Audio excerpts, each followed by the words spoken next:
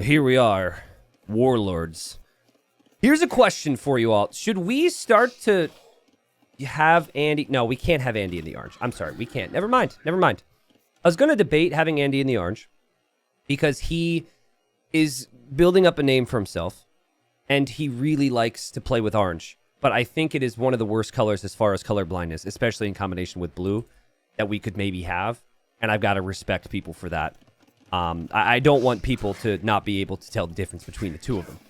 All right, so what we have here, best of 5 group stage in, I almost said Titans League, in Warlords 2. Tournaments hosted by MEMB. We've got big sponsorship coming in from Microsoft. Just another thing coming in for Age of Empires to be excited about in recent times. We have Malay versus Japanese, and the map here is 4 Lakes, a.k.a. Cross, depending on the tournament. It's a 9-vill start, all right? And it is a 9-villager start where, which could change things in some ways, but overall it's still going to be very similar on this map to your traditional starts. I think the main thing that changes here is you actually have less time to scout compared to a normal game, which could lead to players not pushing as many deer, for example. And I don't even know if the deer are even here. Okay, so there's deer here. Looks like maybe Andy pushed 1 and then decided against it. So we've got a dock up for Andy in the west, and that's something Jordan will want to scout. Andy actually missed seeing where the dock is for Jordan. So if he continues along to the shoreline and doesn't see a dock, he's then assuming that there is a dock over here, which he would, of course, assume correctly, but it's a little uncommon for players not to thoroughly scout all of the water. Both civs play out very similarly in the mid-game, where you tend to see quite a bit of archers and infantry. I think the Malay are better of the two civilizations if the game goes longer, but the Japanese have the flexible start with the cheaper lumber camps, mills, mining camps, have the strong fishing ships to work with too, and if any of these civs are going to pressure with early man-at-arms, it would be the Japanese. So I like it from Jordan. Yeah, sure, Malay can go archers, Malay can do this, Malay can do that, but he's going to play towards his strengths here.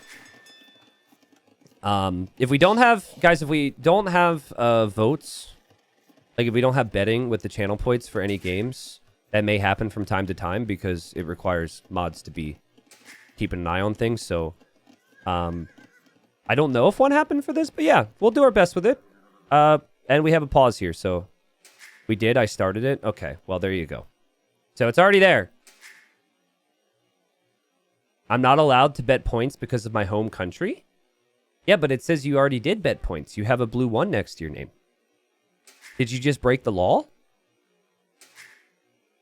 I think you just broke the law. Should we report him? Yes. The temptation was too great. Wait, do you guys hear that knocking on the door? What? Dang. All right, police is there. All good, guys. All good. So, Andy should expect this. Guys, this is so important. Like, Andy expecting this and then scouting it is such an important aspect of this game. And we're back. We're here. He's in feudal age already.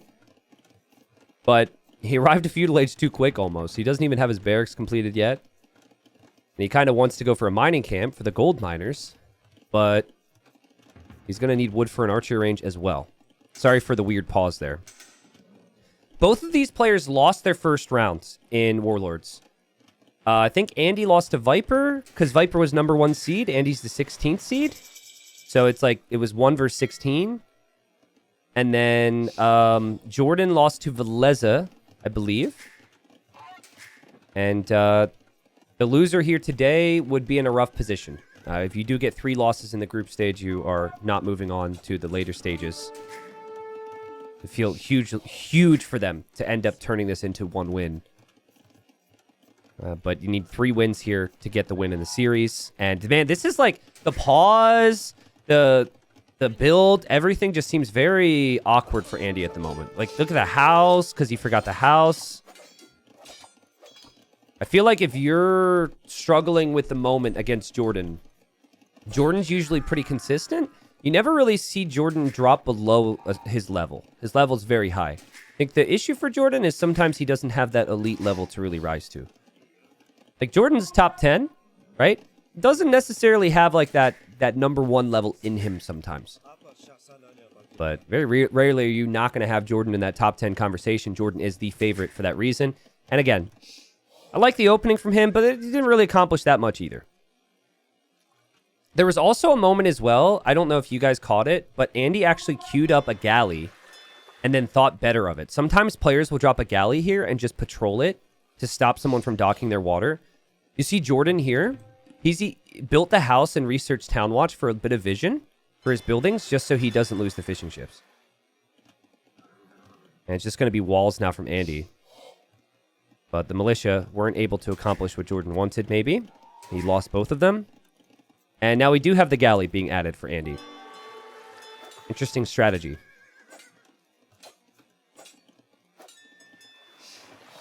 You are right. Jordan is not full-time Age of Empires anymore.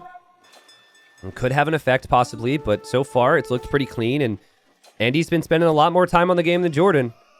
And so Andy will know that that was a big mistake there. He added the Spearman so he could have the Archer next to it. And losing that first Archer there is definitely going to hurt the potency of any follow-up. Jordan's Villager coming over here to dock is going to run directly into a galley. So Andy's galley addition does pay off there. And Andy notices that too, so good awareness from him. And he'll just want to get this Villager kill. He does lose the Scout, which is a pretty big deal on this map because he hasn't scouted which... Ooh, this is pretty interesting. He didn't actually scout which side was the starting dock spot for Jordan. Like, he scouted very little of the pawns.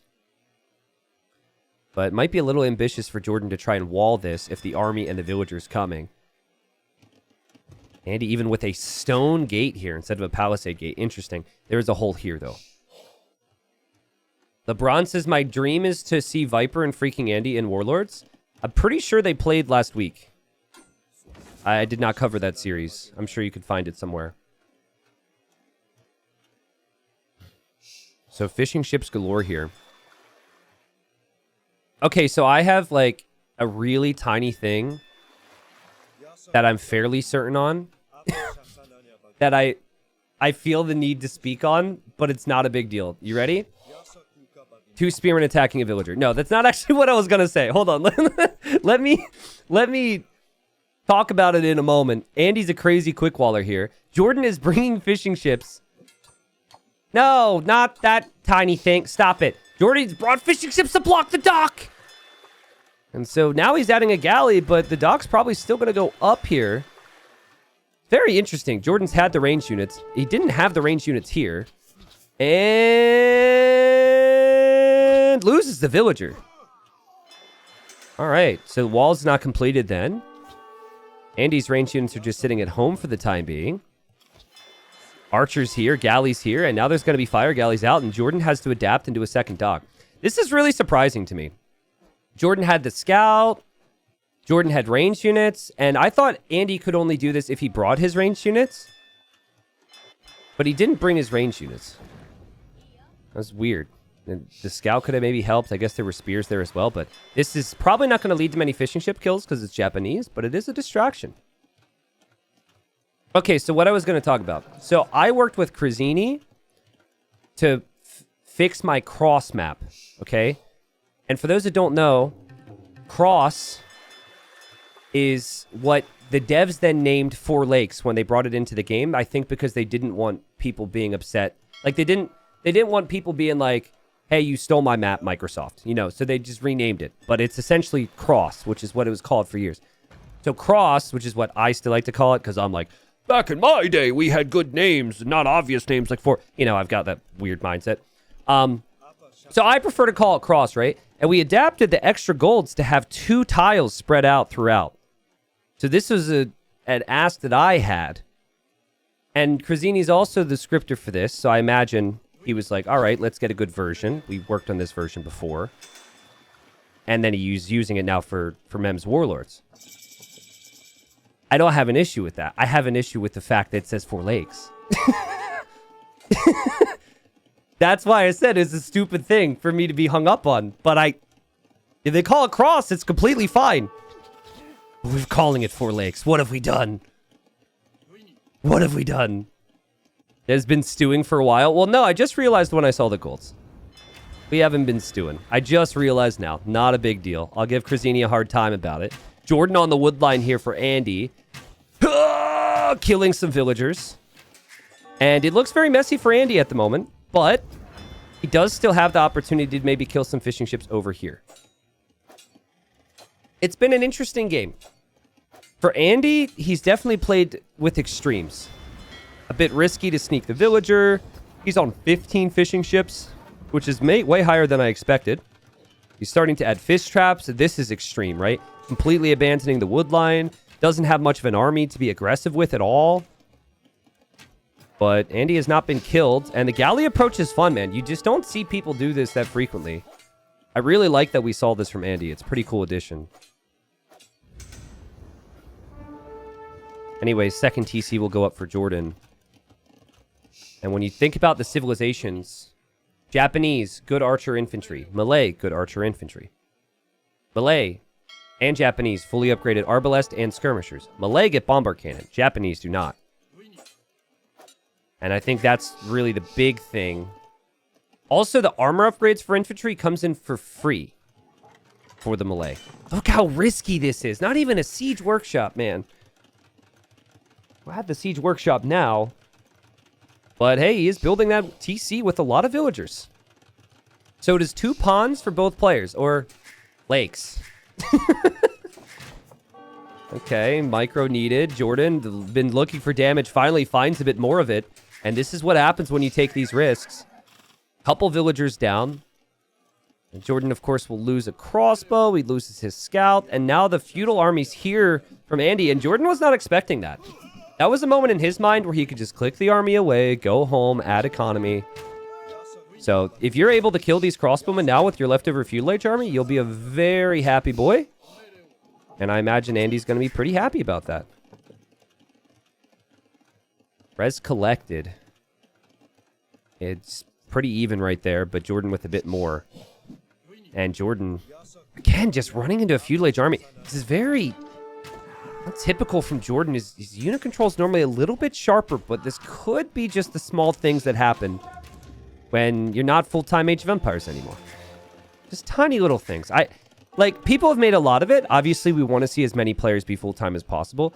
I personally am going to take a slightly different spin. I think it's possible to still have good opportunities within Age of Empires, still be a part of the scene, and maybe not have to commit every second to it. Realistically, for many people. I actually think it could be good for Jordan, where his time is a little bit more, what's the word I'm looking for here? Time is a little bit more structured, right? Like Jordan playing 6 hours of Black Forest throughout his day, that's not going to make him a better tournament player. I think if he could still find the time, he could still get a lot out of training and playing the game and still be a part, you know? So, especially for Jordan. He's such an even-keeled player. I think if he plays enough to maintain the level he's at, he's going to be around a while. But, you know, anyways, like, it should be mentioned because that was a change for Jordan. Maybe some small moments here or there, but it's not too bad. 3 TCs for him. Good timing on all the eco upgrades. And this is where things could get problematic for Jordan. He doesn't know there's a castle there. Look at Andy, guys. He's adding so many more fishing ships because the Malay fish traps have... It's not infinite anymore, but I think it's like 3,000 food. So, arguably better than farming. And so, behind all this, as Andy loses his mangonel, he's just adding fishing traps. And he's going for... Ooh, wow. Unfortunate for Andy there. He's going for more fishing ships as well. But that takes time, right? You make the fishing ships. You then have to make the fish traps. That also costs some wood. But he's adding them. He's doing it. All the while has to micro in the middle, where Jordan's now massing cav archers. Now, in the most recent patch, the Japanese received +2 attack on their cav archers against archers. And that, I think it's archer line, but it also applies towards skirms, by the way. Which means it's really hard to counter these cav archers once they get massed.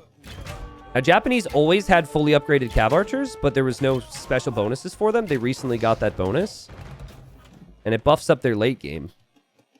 So already Jordan's showing that he's happy to make these, and Jordan's done a good job the last couple moments. He didn't overextend here.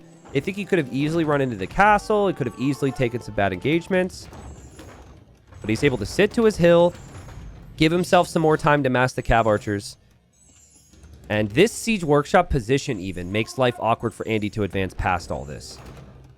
And Jordan happy to dance here. A little bit of a guessing game, perhaps. Nope. Not going to happen.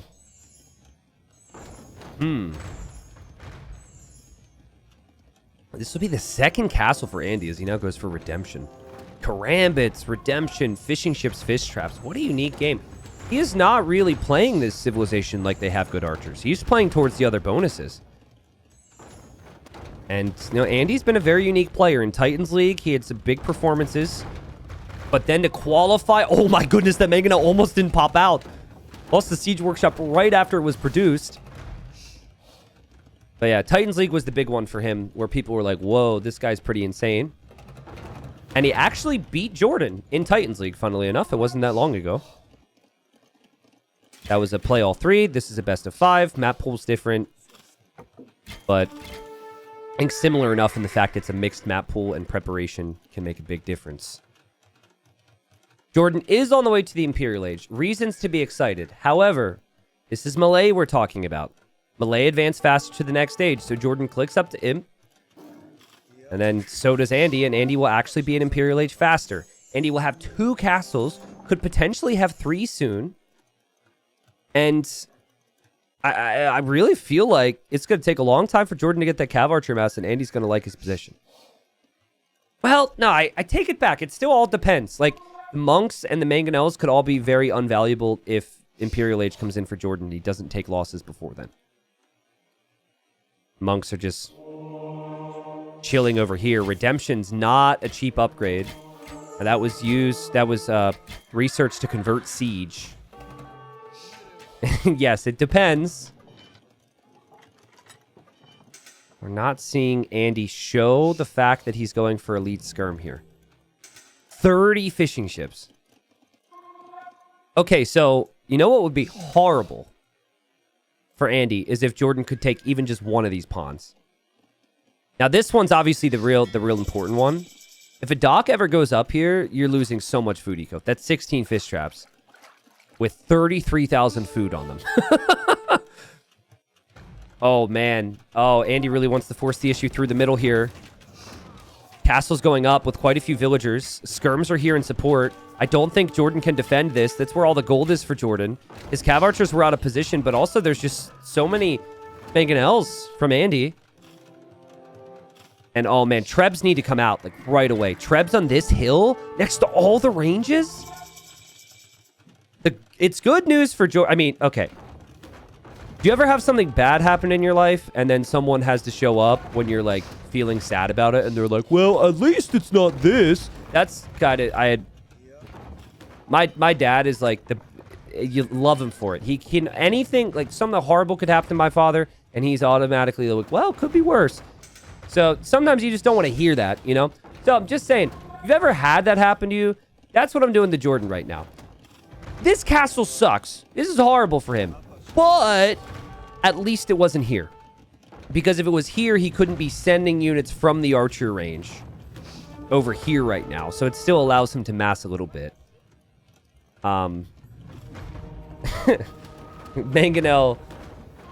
and Trebs obviously got to be able to work on that. Archer range got deleted there by Jordan because Andy was starting to convert it, so Redemption finally pays off.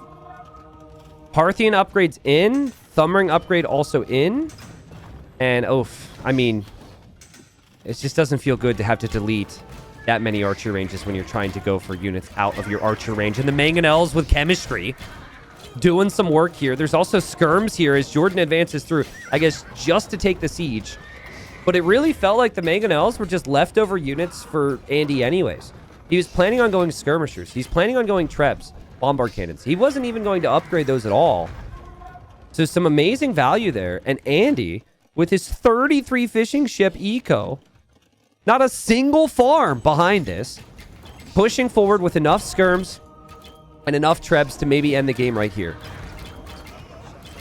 And for anyone who might say, well, like maybe Jordan could try a different unit. He could maybe try and go for siege of his own. Well, it's true, but then monks could convert it. And he already thought about that. Well, okay, if not siege, maybe we go infantry. We're Japanese. Infantry is really strong. True. That takes a little bit of time. And then there's 3 castles for Andy to just make his own infantry that have the armor upgrades already in the Karambit Warrior. And, okay, the new bonus where the Japanese cav archers do more damage against ranged units. The +2 damage. Does that help against the skirms? It does? You're still fighting against a counter unit. It just feels like such a tough position for Jordan. The mid game, it wasn't a whole lot that happened. I mean, they were both macroing like crazy, but there wasn't a whole lot of aggression from Jordan. The siege came, but the siege wasn't very aggressive. And he was just able to have his way. And the difference between the two is Jordan boomed up with TCs and relied on farms for food. And Andy used the docks to produce fishing ships the whole time and add fish traps. Which was so cool. I'm liking... this is the first time I'm actually seeing the cav archers against the skirms with the Japanese. I'm liking how much they're doing here. It's actually really, like, nice to see that bonus at play. I could see how, if you hadn't lost so much of the map, how this could be really good. And you might need to be careful here. Jordan advancing forward, but it is a gold unit, and he will have very little gold in the long run. And even the bomber cannons and trebs getting kills, and Andy wins the first game in the series. And he gets the job done. Let's check food collected here. Food collected, Jordan collected more, but Andy collected more overall resources. Wow. Really interesting game. It felt to me like at the start, Andy was a little all over the place, a little frantic. But once it got to Castle Age, right after he got his 3rd TC up, it felt like it was just kind of a boom game. And the fish traps paid off, that's for sure.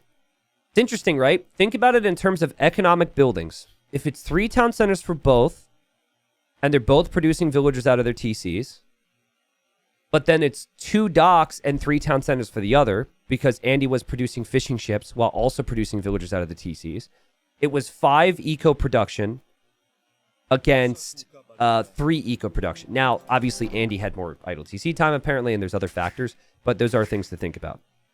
So, you know, of Jordan's 120 villagers, he had to have maybe 40 of that on food. Of Andy's 110 villagers, he had none of it on food. It was all on wood, stone, and gold, which he obviously, you know, used quite well to push the map. Maybe Jordan needed a little bit more army, needed something to make it messy there for Andy. But Andy wins the first game. We'll see what Jordan does in the next one. Colors. Thank you, Andy. All right, ladies and gents, welcome to game number 2. We've got Baltic. And I must say, of all the Baltics I have seen, this is a very pretty Baltic. Well done to whoever flared it up a little bit. It looks very nice. It's an icy Baltic. It's like a winter is fading into spring Baltic here. And then there's cows on the shoreline. I don't know where in the world this is supposed to be. Where are there cows in the snow on the shore? I mean, I'm sure it's happening. Anyways, sorry, I got distracted by cows. We have Dravidians for Andy. And we have Byzantines for Jordan. Both civs are fantastic. Scotland, Sweden, Scandinavia. Okay. All right. Thank you. In the Baltic, probably? Yeah, maybe. I mean, can I read? Dravidians, lots of water bonuses. The plus 200 wood when they arrive to each age. It's very helpful. Their fishing ships carry more food. Their docks even give them 5 population space, which is what Andy's taking advantage of now. So that's nice. Later on, great skirmishers, great infantry. Byzantines, all their buildings have more HP. They get more vision in each age because of the Town Watch Town Patrol upgrades. And then very cheap skirms, very cheap spears. So a good counter civilization. But when you think like good counter civilization, you normally think you want to be playing against like an out-and-out archer civ or an out-and-out knight civ. But Dravidians don't have knights, so the cheap camels, for example, isn't very helpful. And while Dravidians can go archers, they're actually also going for a lot of like counter units too and like infantry. So I don't know. I could see the cataphract for the Byzantines being very strong later on though. So we'll see. For now, they're going to fight on water. There is potential for this game to go on for 16 hours. Because they could fight on water, and then they could both wall the sides, and they could just add TCs, and this could go very late. So I'm going to take this moment to say, strap in, folks. It's going to be a good one. And thank a couple people as well.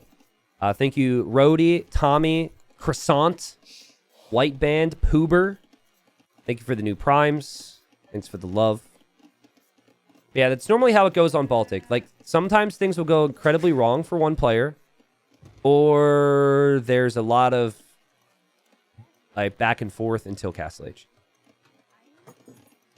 What I want to see from one of these players is I want to see them fight on water, of course, but then find a moment to maybe send a villager forward. I feel like a villager forward and a little forward siege workshop monastery, just to apply pressure and delay the potential boom for the opponent, could be so good. Because even if they clear it up, you're still at their base, and then at home, you have plenty of time. Seems Jordan has more wood available.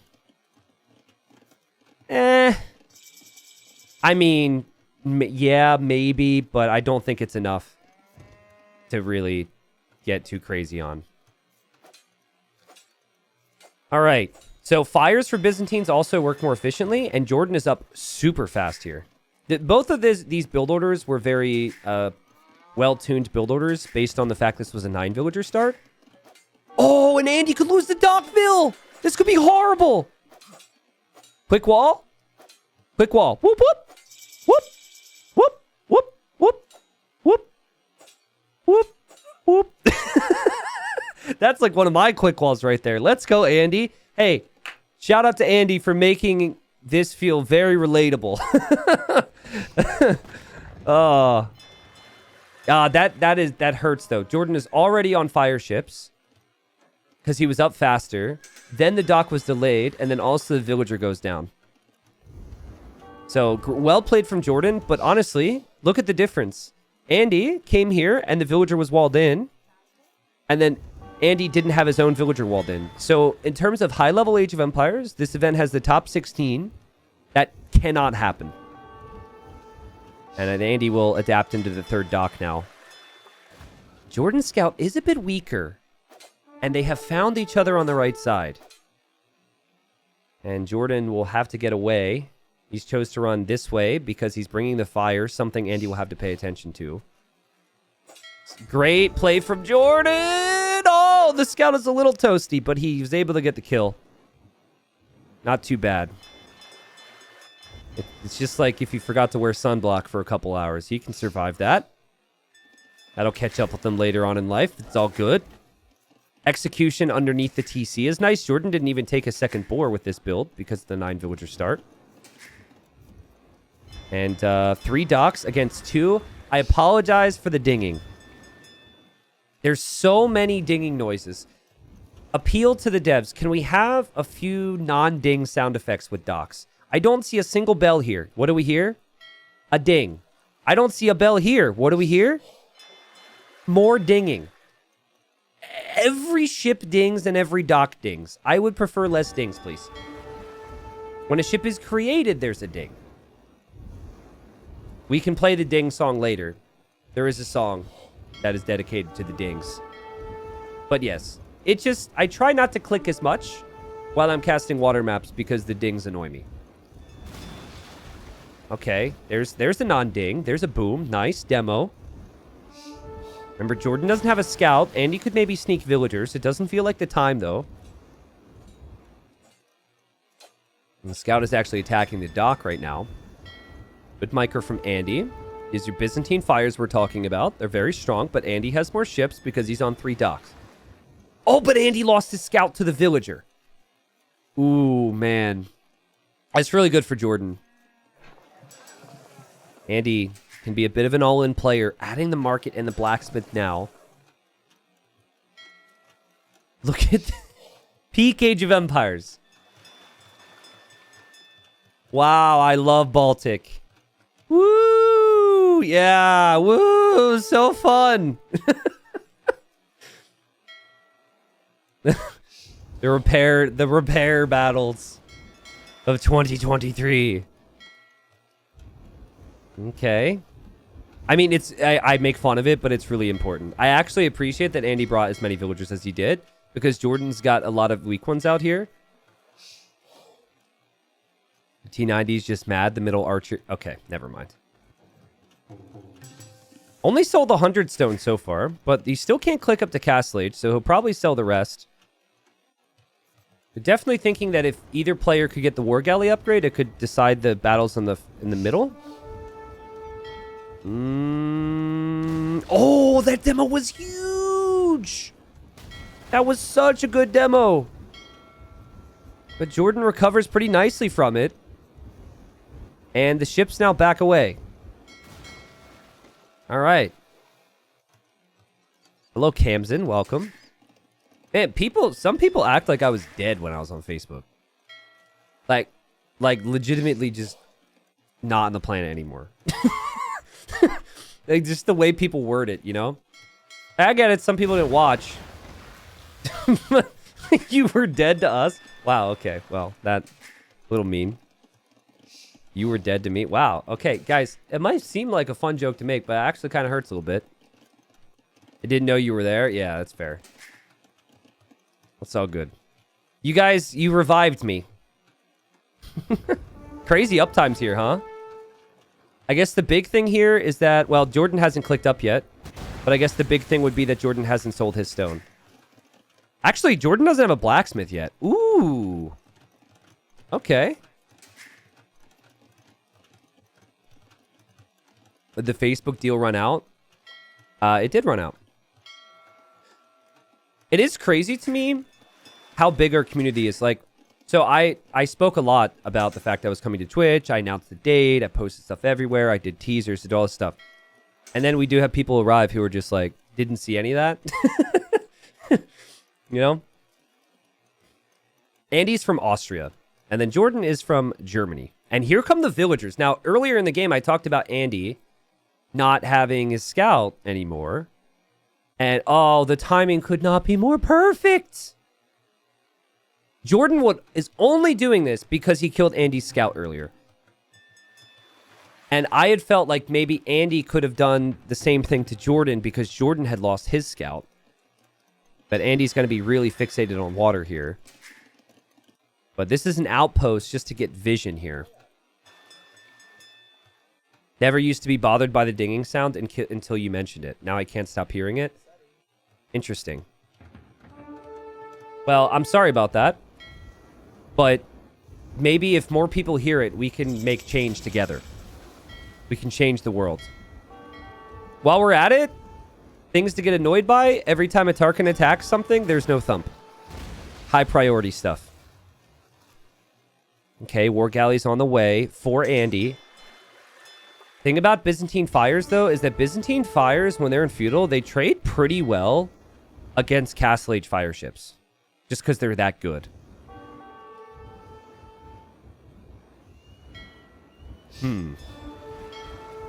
This is not going to be a fight that Andy wins. Perfect demo from Jordan. Wow. So good for Jordan. I'm really liking his position right now. But, I mean, at the end of the day, they're fighting for water control, and there's not a lot of fishing ships, so the other aspects of the game do matter. But, you know, once you lose water, if that were to happen, neither player's lost it yet, then you're more exposed to things on land in theory. Andy dropped TC number 2. And Andy's going to be adding farms around the TCs and whatnot, probably thinking about the third TC. He does not know that Jordan's going to be pressuring him with what looks to be Spearman Monk Siege, but just no siege yet. But Jordan lost the first game, and he allowed Andy to have like that easy breezy type of game that he wanted with the melee. And here, Andy's probably thinking late game, which is why he's adding all this economy. But Jordan is not giving him that type of game. Bit of pressure here. And double monastery for Jordan. Whoa. How have your farming skills improved since coming back? Listen, my farms have been pretty good for a couple years, but, you know, some memes just stick with you. I have not built 3 archer ranges on a neutral island in the last 7 years. Does that mean anything to you people?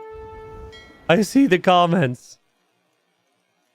That's 5 fires against 3.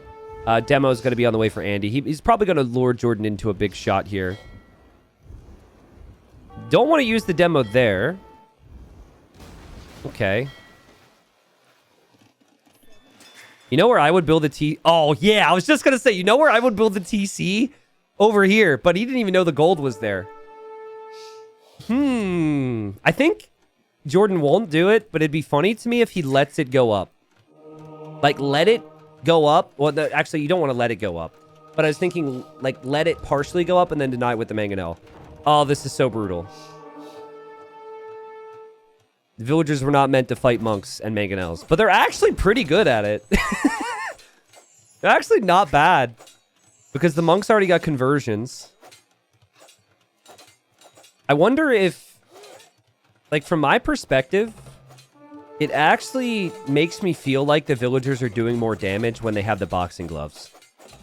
So if that's what you're also thinking, that is not the case. It is just a mod. They still do normal villager damage.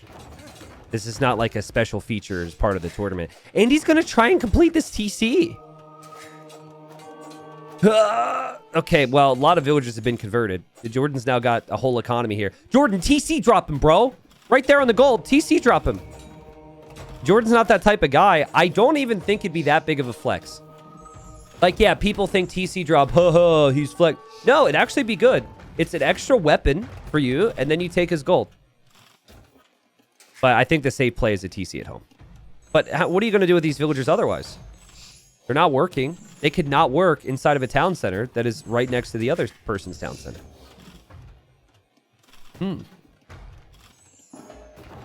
Atonement now, but Dravidians don't get redemption, so you can't convert the enemy siege. What you can do is convert all the enemy monks.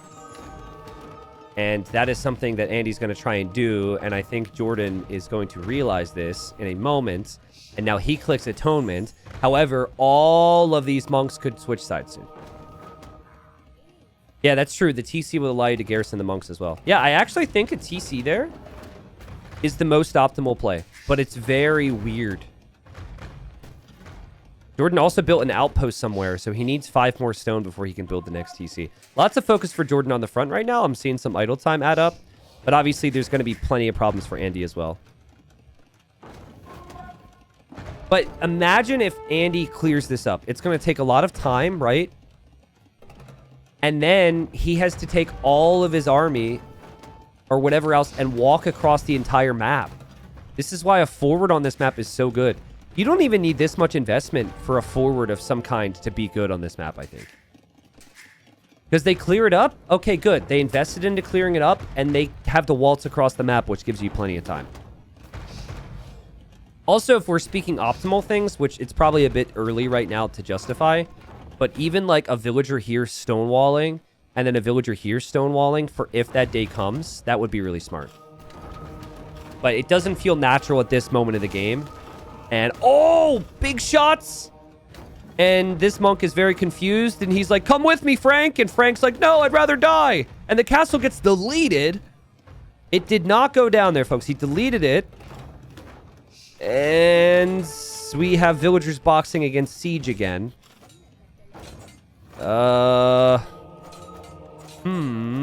This is weird. Castle needs to go up, obviously. If this castle doesn't go up, it's disaster land for Andy.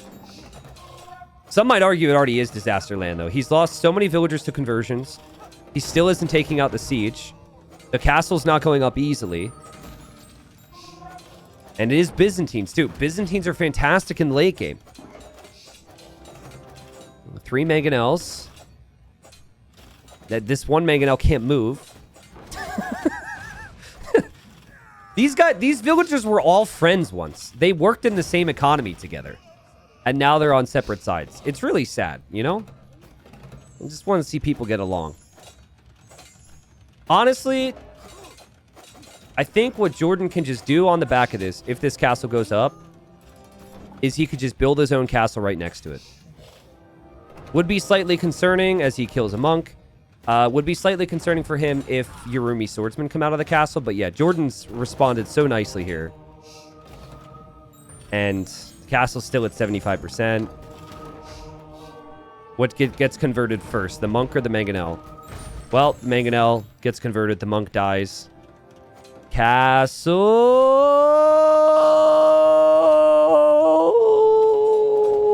Come on, build it. Ah, it's going to go up. It's not going to go up. It goes up. And then Andy, yeah. Andy's going to have a castle right next to his face. Whoa. You know what's better than one castle? Two castles.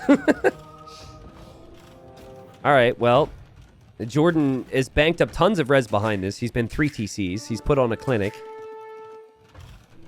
Honestly, it's been perfect. The whole game, based on how certain things transpired, has been perfect. And I think Andy knows it. He knows he lost a lot of ills. He knows that this castle will go up for Jordan. He knows Imp will come in. He doesn't need to wait 3 minutes to find that out. Jordan responds in the series. Again, I said it before. I'll have to repeat myself. Jordan did not give Andy an easy boom game. He made it messy, and he took advantage of the fact that Andy lost that scout. And I think Andy really, like, of all the crazy things Andy can do and these pros can do, right? The micro, the macro, the decision-making. One of the most controllable aspects of the game was that scout when he lost it to a villager. And I think that that's something he'll be kicking himself for. Because I don't think Jordan goes for this if the scout doesn't die. But if he does go for it, Andy isn't surprised by it, and then Andy doesn't lose as much as he does to it. And then we could maybe have a conversation on what happens Dravidians versus Byzantines. But yes, no 3-hour game here on Baltic. 21,000 resources collected for Jordan. 18,000 resources collected there for Andy. KD is relatively good for Jordan. And then also we got 9 conversions that game, and a lot of that was Siege as well. So, GG. Ladies and gents, welcome to game number 3. We got a Vil War, and I'm sorry, this is super unprofessional, but they started the game really fast here. Andy's going to be changed to the red. And then we have Jordan in the blue, and it's Black Forest. And pro Black Forest, they Vil fight. So this is why we have the boxing Vil mod. Ooh, Jordan kills the scout. And Vietnamese versus Britons. I love the sign in the middle. Is that in every generation in this tournament? That is so fun. The sign in the only crossing on the map is an amazing feature. That's so cool. And hold on, Jordan, hold on. Wall's been battered down. And Andy is not happy about Jordan getting this position, so he wants to Vil fight. Now, the stat to look to is the idle TC stat at the bottom left. That will eventually happen. But since it's a 9-villager start, they were able to send more villagers forward. So I think a lot of people, because of speeding up, probably felt like I missed more of the game than I did. They start with 9 vills, so it's really crazy. There goes Andy with a villager trying to sneak through. I haven't casted this tourney before today, but I've seen some of the games. Every single Black Forest game has been a Vil Rush fest. And Andy has gotten his own wall down, which is actually really good. And this villager, wall Jordan in. Oh, Jordan got trapped! Andy with the plays!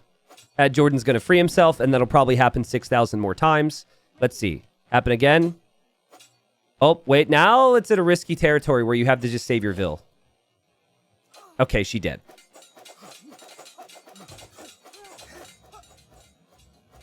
Any translators for me?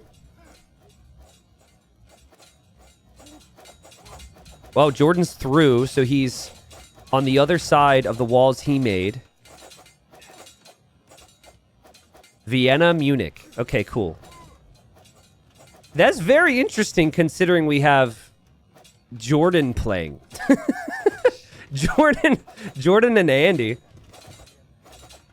I assume every sign has always said that, and I never zoomed in on them. I don't think they adapted the map based on the fact that we have Jordan Andy playing. That's super appropriate. And the Black Forest is an area in Germany. What? I forgot about that detail. What?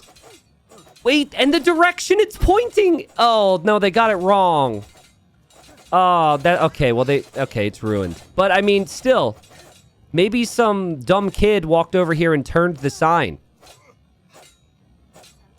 I never, ever, ever, ever, ever, in my entire life, I'd like to make this very clear, turned a road sign to face the opposite direction in my town growing up. Never would have been caught doing that. All right, so the dust has settled. Where are we? Well, we have a pause. Jordan's like, excuse me, admins, the signs aren't facing the right direction. Do we need to restart this? Okay, yes. So where we are is Jordan does not have a forward wall that actually provides him a lot of space. He is essentially working off of this wall.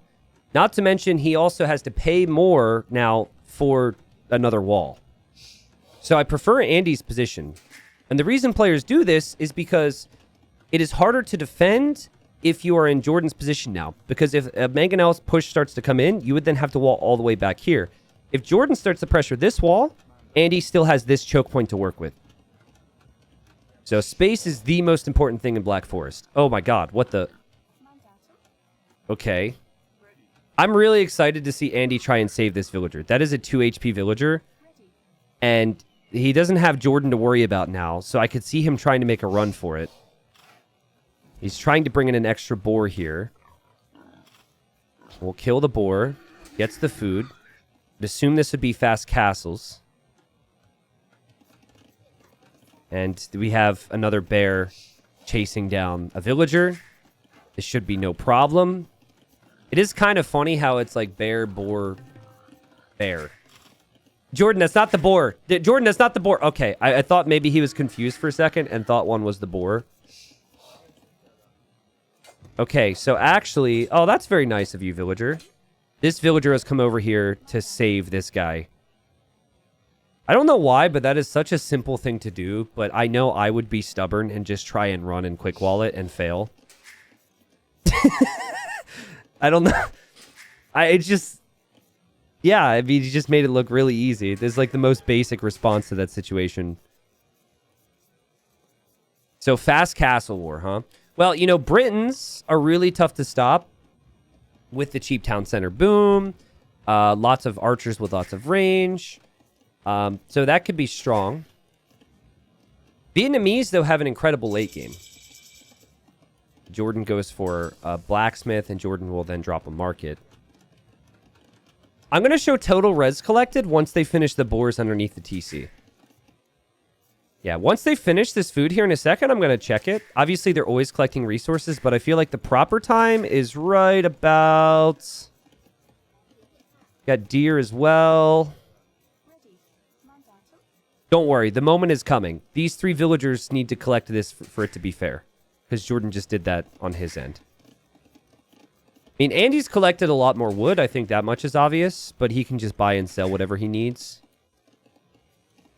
All right. Now we check. And Andy's collected a bit more. But it's mainly the wood. Jordan may catch up in other ways because he's on the way to Castle Age. There's no pawns in this tournament's version of Black Forest. And I'm not sure if I like that or hate that. I like that it's consistent. You can't have one guy with a pawn and one guy without one. So that's fine. I feel like classic Black Forest always had the pawns. But I guess they didn't want it to be a fist trap boom fest. Because it probably would be like Malay. And like it would instantly make a lot of other civilizations viable.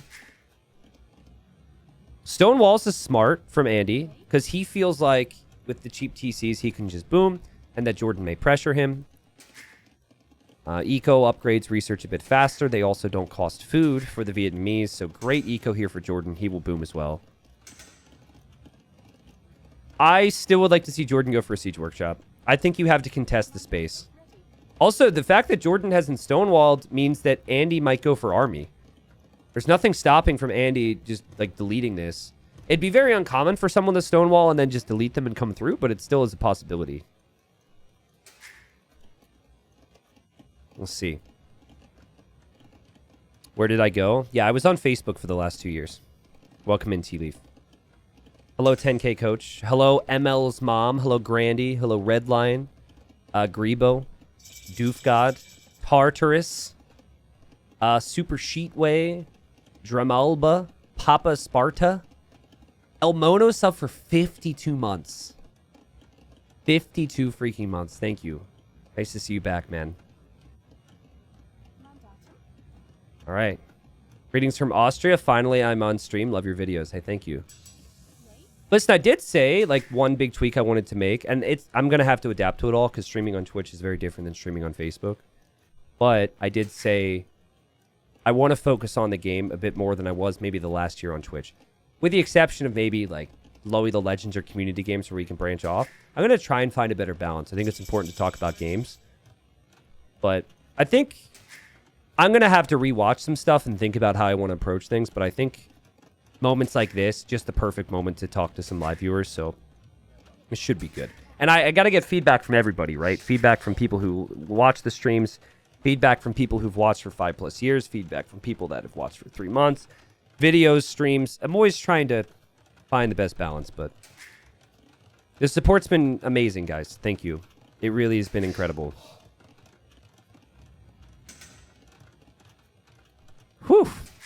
So 4 TCs. So you need the wood for farms for the next couple of minutes. And then I think a siege workshop would be good. Well, I don't know, because you kind of want to push with something. But, like, making Jordan react in some way would be good. What does Jordan try and do here, though? This is so weird, man. Like, there's a couple things that bother me. First off, the Palisades he hasn't deleted bother me. That is wood that could be spent. The second thing that bothers me is it's just got one Palisade wall, basically, to protect. I guess these Palisades do give you vision, though. Do you like it back on Twitch? Yes, I'm having a very good time. It's a lot to adapt to, man. Like, the support's been unreal. I went from a very slow-moving chat to always being there's someone to thank all the time. Like, the alerts didn't really work on Facebook either. So I can't tell you the last time I thanked a sub on Facebook because the alerts didn't really show. I did have 500 people who subscribed those 2 years and a lot more than people who would show up and watch. And I appreciate everyone who did to death. But, you know, like right now, like we just had 2 subs within the last 2 minutes. That's a lot. Thank you for the tier 3 Parsi, by the way. It's a lot. The relics are going to be coming in. Did they balance the relics so it's 3 on each side? That's a really nice change.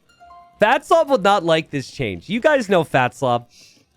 How many Fatslav games did I cover where you look at it and you're like, oh, the neutral gold and an extra relic? Oh, freaking Fatslav is going to stall this one out.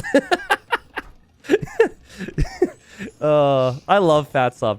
Guys, update on Fatslav. He hasn't played in like 8 months.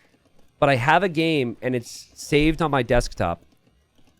So I don't know if he's ever going to play again, but I have the game. I don't know if it's good or bad, but I downloaded it when I could.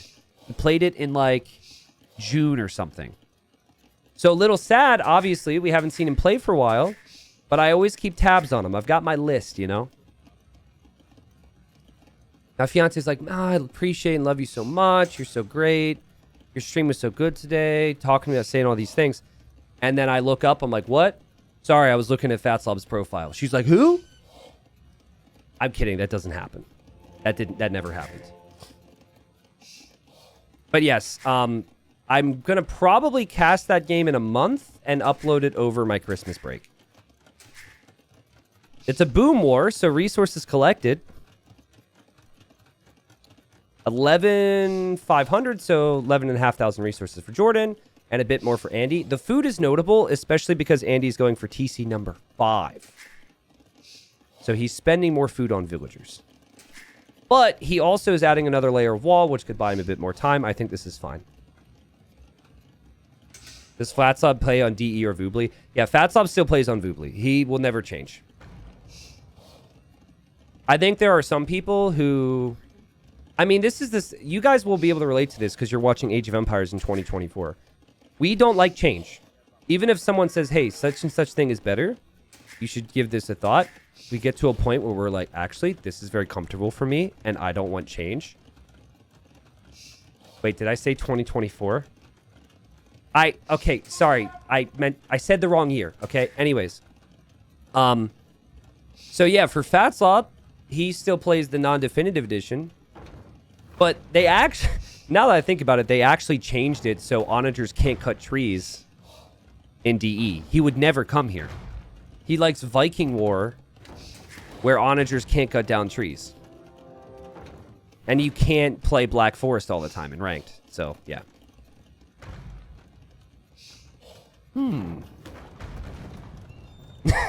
Listen, I've been to 2024. It's a great place. The pathing is actually good there. Jordan will click up to imp. And he's applying some pressure.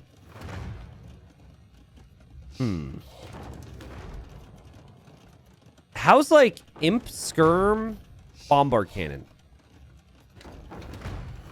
I think Imperial Skirmisher Bombard Cannon is a really good play. You're going to get chemistry to upgrade your skirms anyways. It also unlocks the Bombard Cannon option. The Britons don't get Bombard Cannons. So, I think that's good. Also, Siri and Feppo, thank you guys for the new sub, for the resub. Last time we checked res collected, Jordan was ahead, but that was food count. Andy's been creating more villagers, so it's probably a bit closer, but yeah. But there's more workers right now for Andy. No handcart, though, which does have an effect on resources collected. Longbow hype! Longbow hype, don't kill your own villager. Andy! Okay, well. Andy just killed his own villager. She did all the work to build these walls, too. Listen, if that doesn't tell you to take advantage of your moments in life, I don't know what will. This lady, she grinded till she was... Okay, I just ruined the whole thing. She worked so hard to build these walls, and her employer said, not good enough for me anymore. We don't need more stone walls. You're out of here.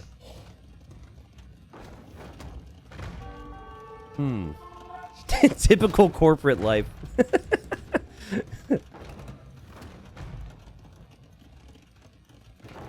More longbows on the way. A very defensive castle. I think we see Warwolf pretty early on for Andy because he's worried about a push from Jordan.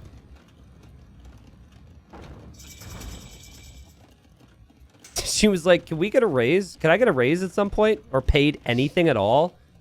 And her boss was like, yeah, we'll talk about it right when you finish that wall. She's like, oh, great. Hey, we need to finish that lady off. She's realized we're not paying them. You are paid with your life. Man, holy mineable resources here for Andy. This is crazy, man. He did the same in game number 1. 32 on gold, 20 on stone. Those are crazy numbers. You normally don't see that. He's on every single mineable resource except for this gold right now. Whereas Jordan's kind of taking his time in that way, going for a lot more food focus and upgrade focus too. He's going for paper money, so he receives gold from chopping trees, and onager. Onager. Now, guys, you can hear this from a mile away in game. A lot of pros don't like this, but listen.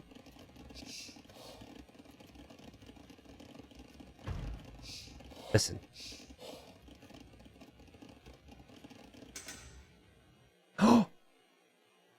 Interesting. That scared me because I was listening so intently. When the sound stopped, I freaked out. Well, there's been a pause. I definitely heard the noise. Yes. Jordan says sec JHK. I think that's hotkey.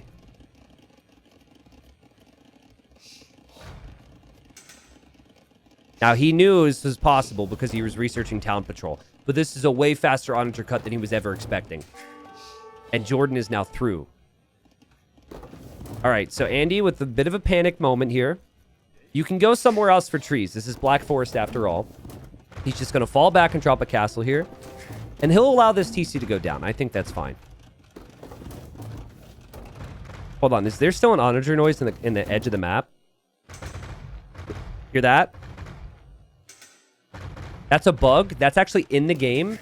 So fun fact, if you ever like make your way to the left corner, let's say this is your only base, and you were scared of the world, you would hear that. I thought it was a capture rage bug, but I heard it's a game bug, and it's just always been like that. Anytime there's scorpions or onagers. It's like, hey, guys, we can't remove the extra noises. What do? We just toss it in the corner. No one will know. Wow, Jordan's push is accomplishing a lot, though. He took out a trap. There's lots of panic, and there's another onager cut, but he runs into another castle. Onager will complete for Andy as well. So, honestly, Andy's got the resources. He just doesn't have an army. And Jordan looking to sneak some villagers through here. So, I mean, I feel like if Jordan can get into the eco and just chill there in random spots with skirms, it'll make life difficult for Andy. But the castle defense is they're all in really good spots. And Jordan also has to work really hard to micro both armies on both sides. The KD's not looking too pretty for him. Now, he should recognize, though, that the KD is due to the fact he's tossing away units. And these are units that he's going to be okay with losing. It's just food and wood units. He hasn't lost many gold units. So, excited to see how maybe the Treb and Bomber Cannon micro goes now. I'm not sure if we saw Warwolf come in or not. Okay, that answers my question. I think that's a Warwolf Treb hit. Now, Warwolf actually is easier to micro Bombard Cannons against because the shot is always 100% accurate from the Treb. So if you move your Bombard Cannon, you're never going to have that weird inaccurate Treb shot hit you. So that's where it's weird. I've actually heard arena players say they won't get Warwolf against Bombard Cannons because the inaccuracy of the Treb actually helps when up against Bombard Cannons. It's kind of a weird thing. That accuracy could in some way be bad for you. The Trebs outrange the Bombard Cannons, but the Bombard Cannons can move around. I wonder if it even makes sense to do attack grounds in random spots, like in a line, instead of clicking. You see how they all hit the same spot? They are firing at slightly different times, but Jordan able to get the kills there. And behind this, Jordan is mixing in calves so he could snipe any of the onagers and Trebs. Now, Andy's building up longbows, and longbows can then snipe the Bombard Cannons because of how long their range is. It does require a lot of work, and then there's also imp skirms, but that's what Andy's thinking. Big Bombard Cannon shots there from Jordan. And you just got to keep those skirms away from the Trebs. Also, longbows will help against light cav. Andy's got a crazy eco. Oh my god, Jordan has Trebs over here. Interesting. So Jordan actually brought in the Trebs, started the Treb, and then quickly saw the Trebs from Andy and backed away. And now is moving in on this side. No! The Warwolf upgrade pays off big time. A Treb went down on the left, and then 3 cannons on the right went down. That's the problem with Warwolf. It was multiple Treb shots as well. And Andy's still working up the longbow number to about 20. What a funny army comp, man. 10 Trebs, 5 onagers, and then longbows. Bombard Cannon's still moving. And... oh, I think those are attack grounds there from Andy. He must be attack grounding there. Which you can do with Trebs now. They changed that. Also, fun fact. You can't do friendly fire with Treb shots unless you have Warwolf. It's especially effective against your kings in Regicide games. Just saying. Don't look for the clip. Lots of Trebs here.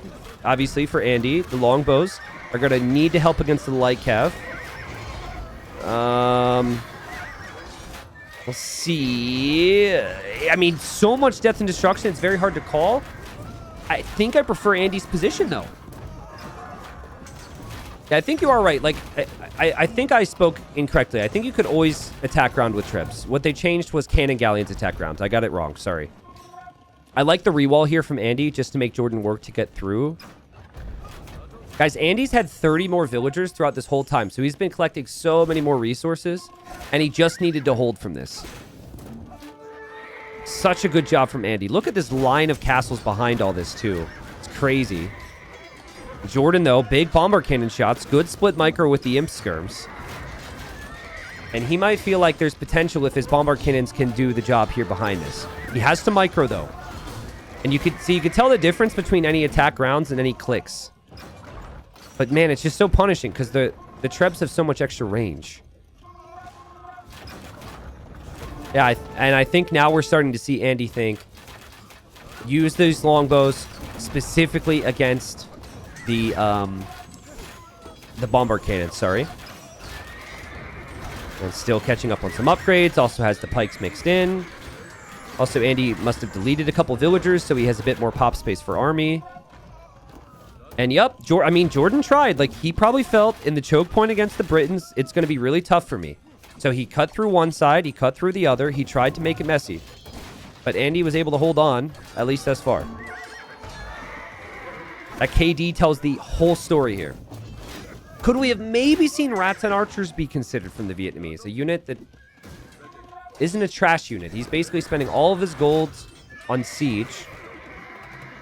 I would have loved to seen elephants, but I think elephants, you need more eco than this.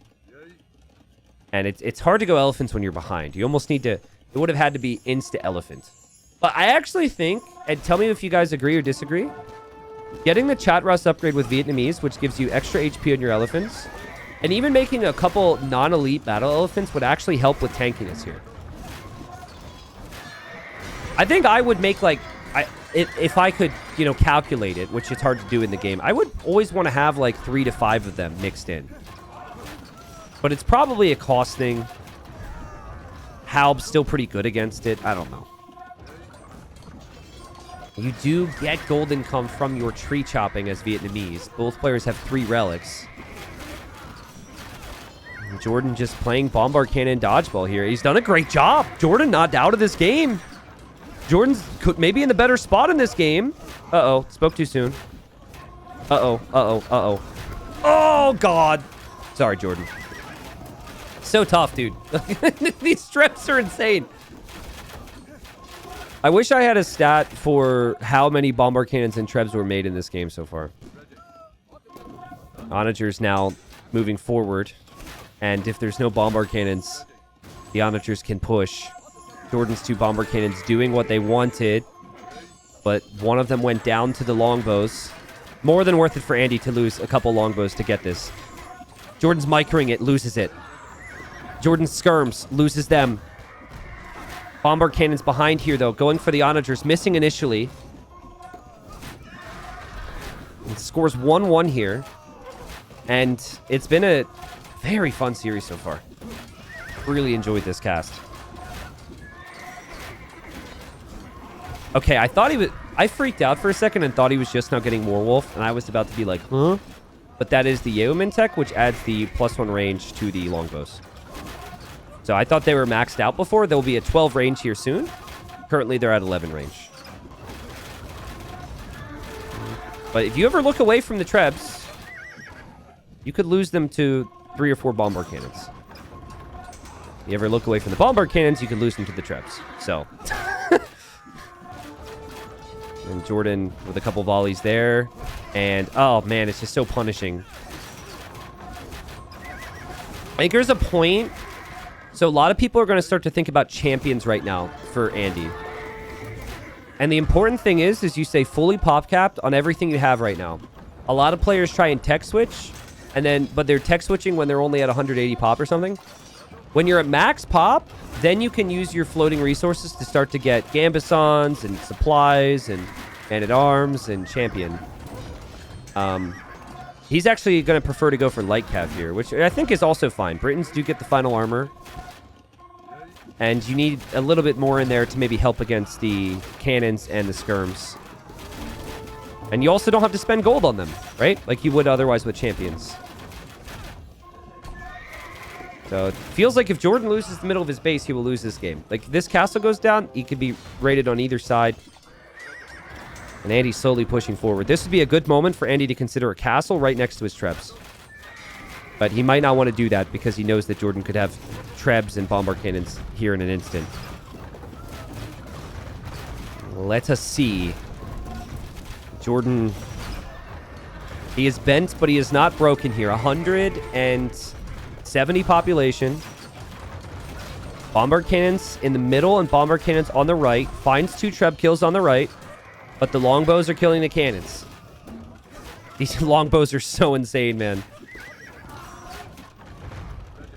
Like, we've seen instances before where players play against Britons. They don't try and be fancy and cut through. And then we're like, well, they should have tried to do more. Because Britons are just going to do Briton things otherwise. I feel like here, Jordan tried. He really did. And then he traded back and forth in the middle pretty decently. But it just feels like this Civ is really hard to stop on Black Forest. At least with Vietnamese. Jordan does have more gold being mined. Jordan's still holding. There's only 2 trebs here from Andy. Only 1 is on the castle. Jordan's mixing in rats and archers, which will be better against the light cav than the skirms will be. Jordan has 5 cannons. Andy has 0 on gold. Andy's starting to tech skirmisher. Have we arrived to a point where you can't afford to make more trebs if you're Andy? Andy's just got 1 treb. Ooh. And then rats and archers will shred trash units. Rats and archers are so good. Now, they're not elite yet. And elite is an important upgrade. But once they become elite, they'll be even more tanky. Jordan! Okay, they're not rats and archers, they're flats and archers. What are we doing? Do you not like the hats that they have, Jordan? Is that it? Jordan doesn't strike me as a big hat guy. But, come on. Okay, here we go. Light cav getting destroyed. Can someone tell me if Andy got guilds? Guilds is one of those upgrades I always forget who gets it. I think Britons do and Vietnamese do not. But it's a rather important upgrade to talk about here. Jordan is also getting a trickle of gold from his wood chopping, right? And you can't see that reflected here at all. Paper money is not something that really leads to a big jump in gold at this stage of the game. Like, and it's good that it is, because you literally are just chopping trees to get a little bit of gold. But it really is just a tiny little bit. The difference is Andy was mining so much, and Jordan hasn't mined through all his gold yet. So, once Jordan has mined through all his gold like Andy has done, then we should see the difference. Andy with 90 on food.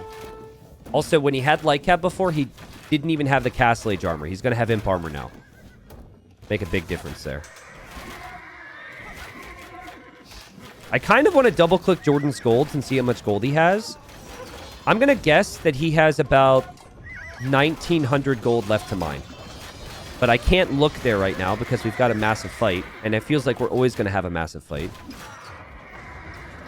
Rats and archers are still low HP and they still clump up. So the trebs could still be MVP. Okay, this is our moment. This is our moment. 2,800 more gold. That's what I said.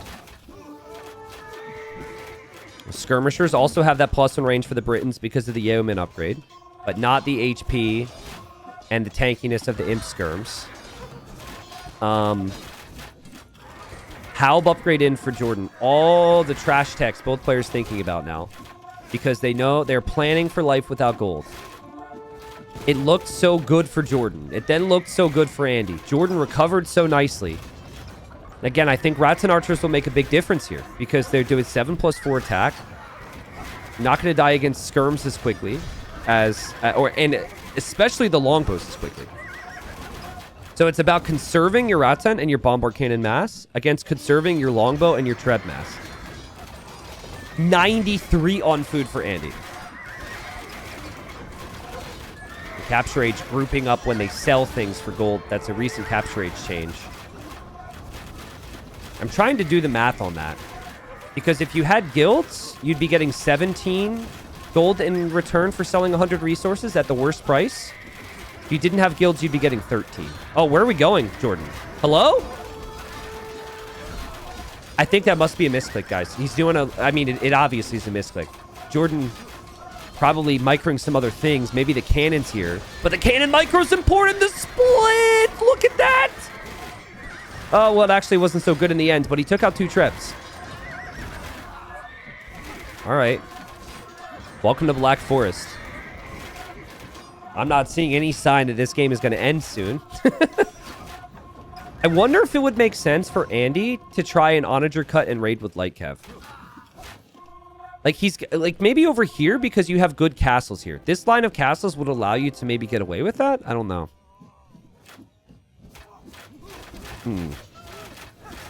It's tough for both, for different reasons. All the late game bonuses combined. This is not what my Black Forest games looked like when I played against the AI when I first started playing Age. It was like 2 big fights and then the game was over. I'd just like build up to the coolest looking army and watch it all get splatted against scorpions and think scorpions were really strong, and then that was the end. But this is a grind and a half. But I don't know whose position to prefer. It really is going to depend on the bomber cannon and the treb situation, I think. And the onagers, for that matter. But, you know, it's pretty fair. Both players with castle numbers that can help them defend. 1, 2, 3, even 4 castles for Jordan. I don't like this one. I would have preferred it here. This wood line's very exposed, but it's whatever. He's got more wood behind that castle, I guess. Yeah, let's look at production buildings and see what's in queue. Yeah, Jordan could use a few more barracks. It's not too bad, though. I agree. He could use more barracks. Andy has 9 stables, which is really nice. I think generally speaking, if you're at about 10 production buildings for your production buildings, you're fine. But even, like, you got to compare even distance. Like, Andy's needs more ranges. Welcome to Black Forest. I said in the Baltic game we could have a 3-hour game. I didn't know Black Forest was in the pool. That should have been the obvious call. But yes, Jordan never runs out of gold. But both players have 3 relics. So, yeah. I think the army comp is better for Jordan, though. I honestly do. So I'm going to go with Jordan on this one. I think Jordan will find his moments to take the trebs with the bomber cannons.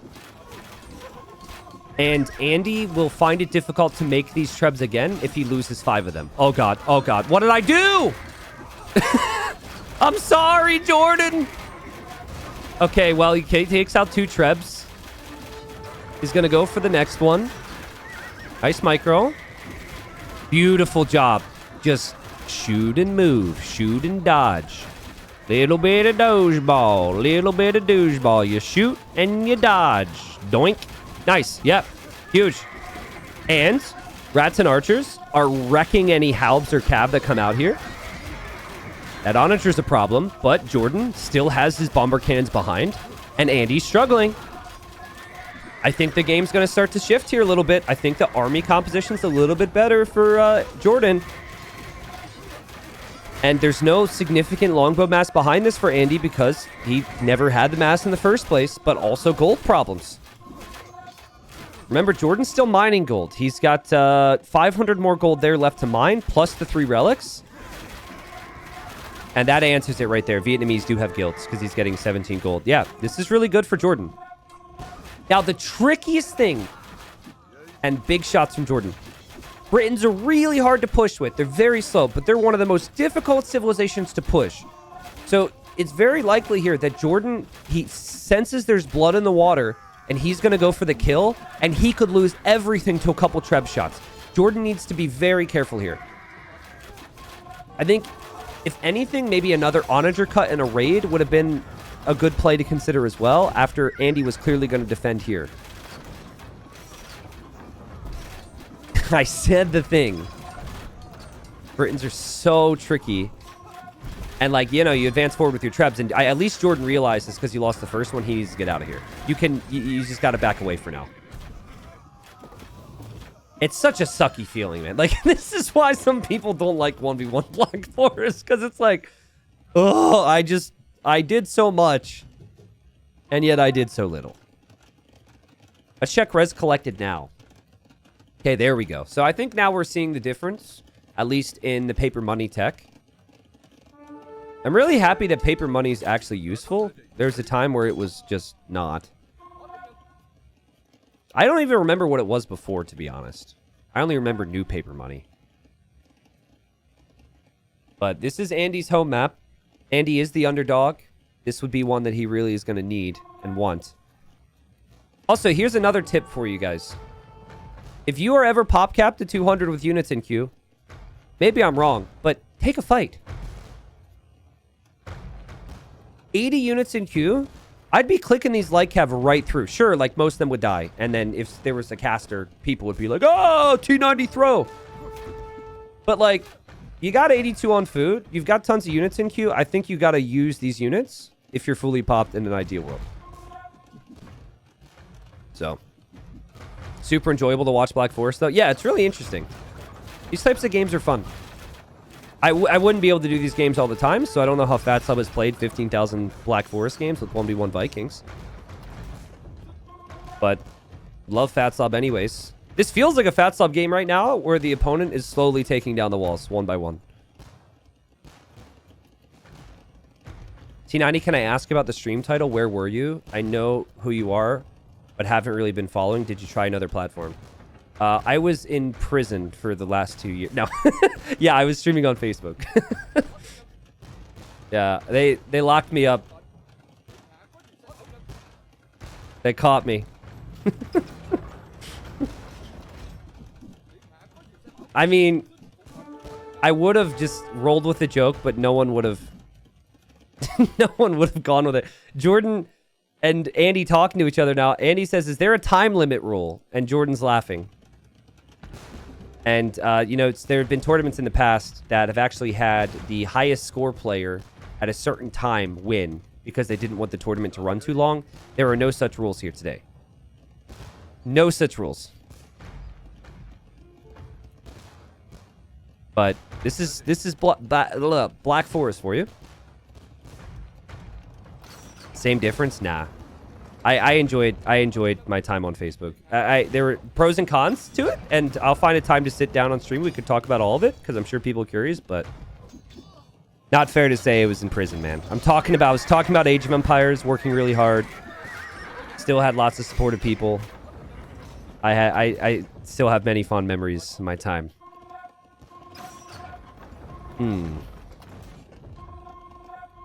biggest Twitch con is chat moves way too fast to read. It's been pretty hype this weekend, for sure. I'll be doing some things to give us more chill vibes and whatnot, but it's been a pretty hype weekend. I wasn't sure what I was coming back to, guys, but it's been great. How many... Hold on. I don't have my stats up on the other screen. I think I just missed something dying, but... wow. 6.5K people. You guys are awesome. Thanks, guys. So... I think Jordan's got the edge in terms of resources. Where Jordan doesn't have an easy opportunity is if he goes in towards the traps. What did I tell you? If you go up against Britons, you're like, oh yeah, I got him, I could push him. And then instantly, bam, baby. You just lose everything to those freaking trebs. Banadin says he's so bad at Bomber Cannon Micro. No, I don't think so. There's 9 trebs. And... the trebs have a lot of range, and they're Warwolf. I think, unfortunately, the correct play for Jordan is not to move forward at all. Look at the attack rounds. This is like, come into the meat grinder. Look at this. He's attack rounding the open space. If Jordan moves forward, Jordan will lose units there. It's so smart from Andy. He should... Honestly, we need more. Here, can we make like a full line? What does Jordan see? Yeah, Jordan just sees all the fiery balls. This is so good. And it then makes you think, should I go somewhere else? Should I do something else? Ah. Black Forest. Good old Black Forest.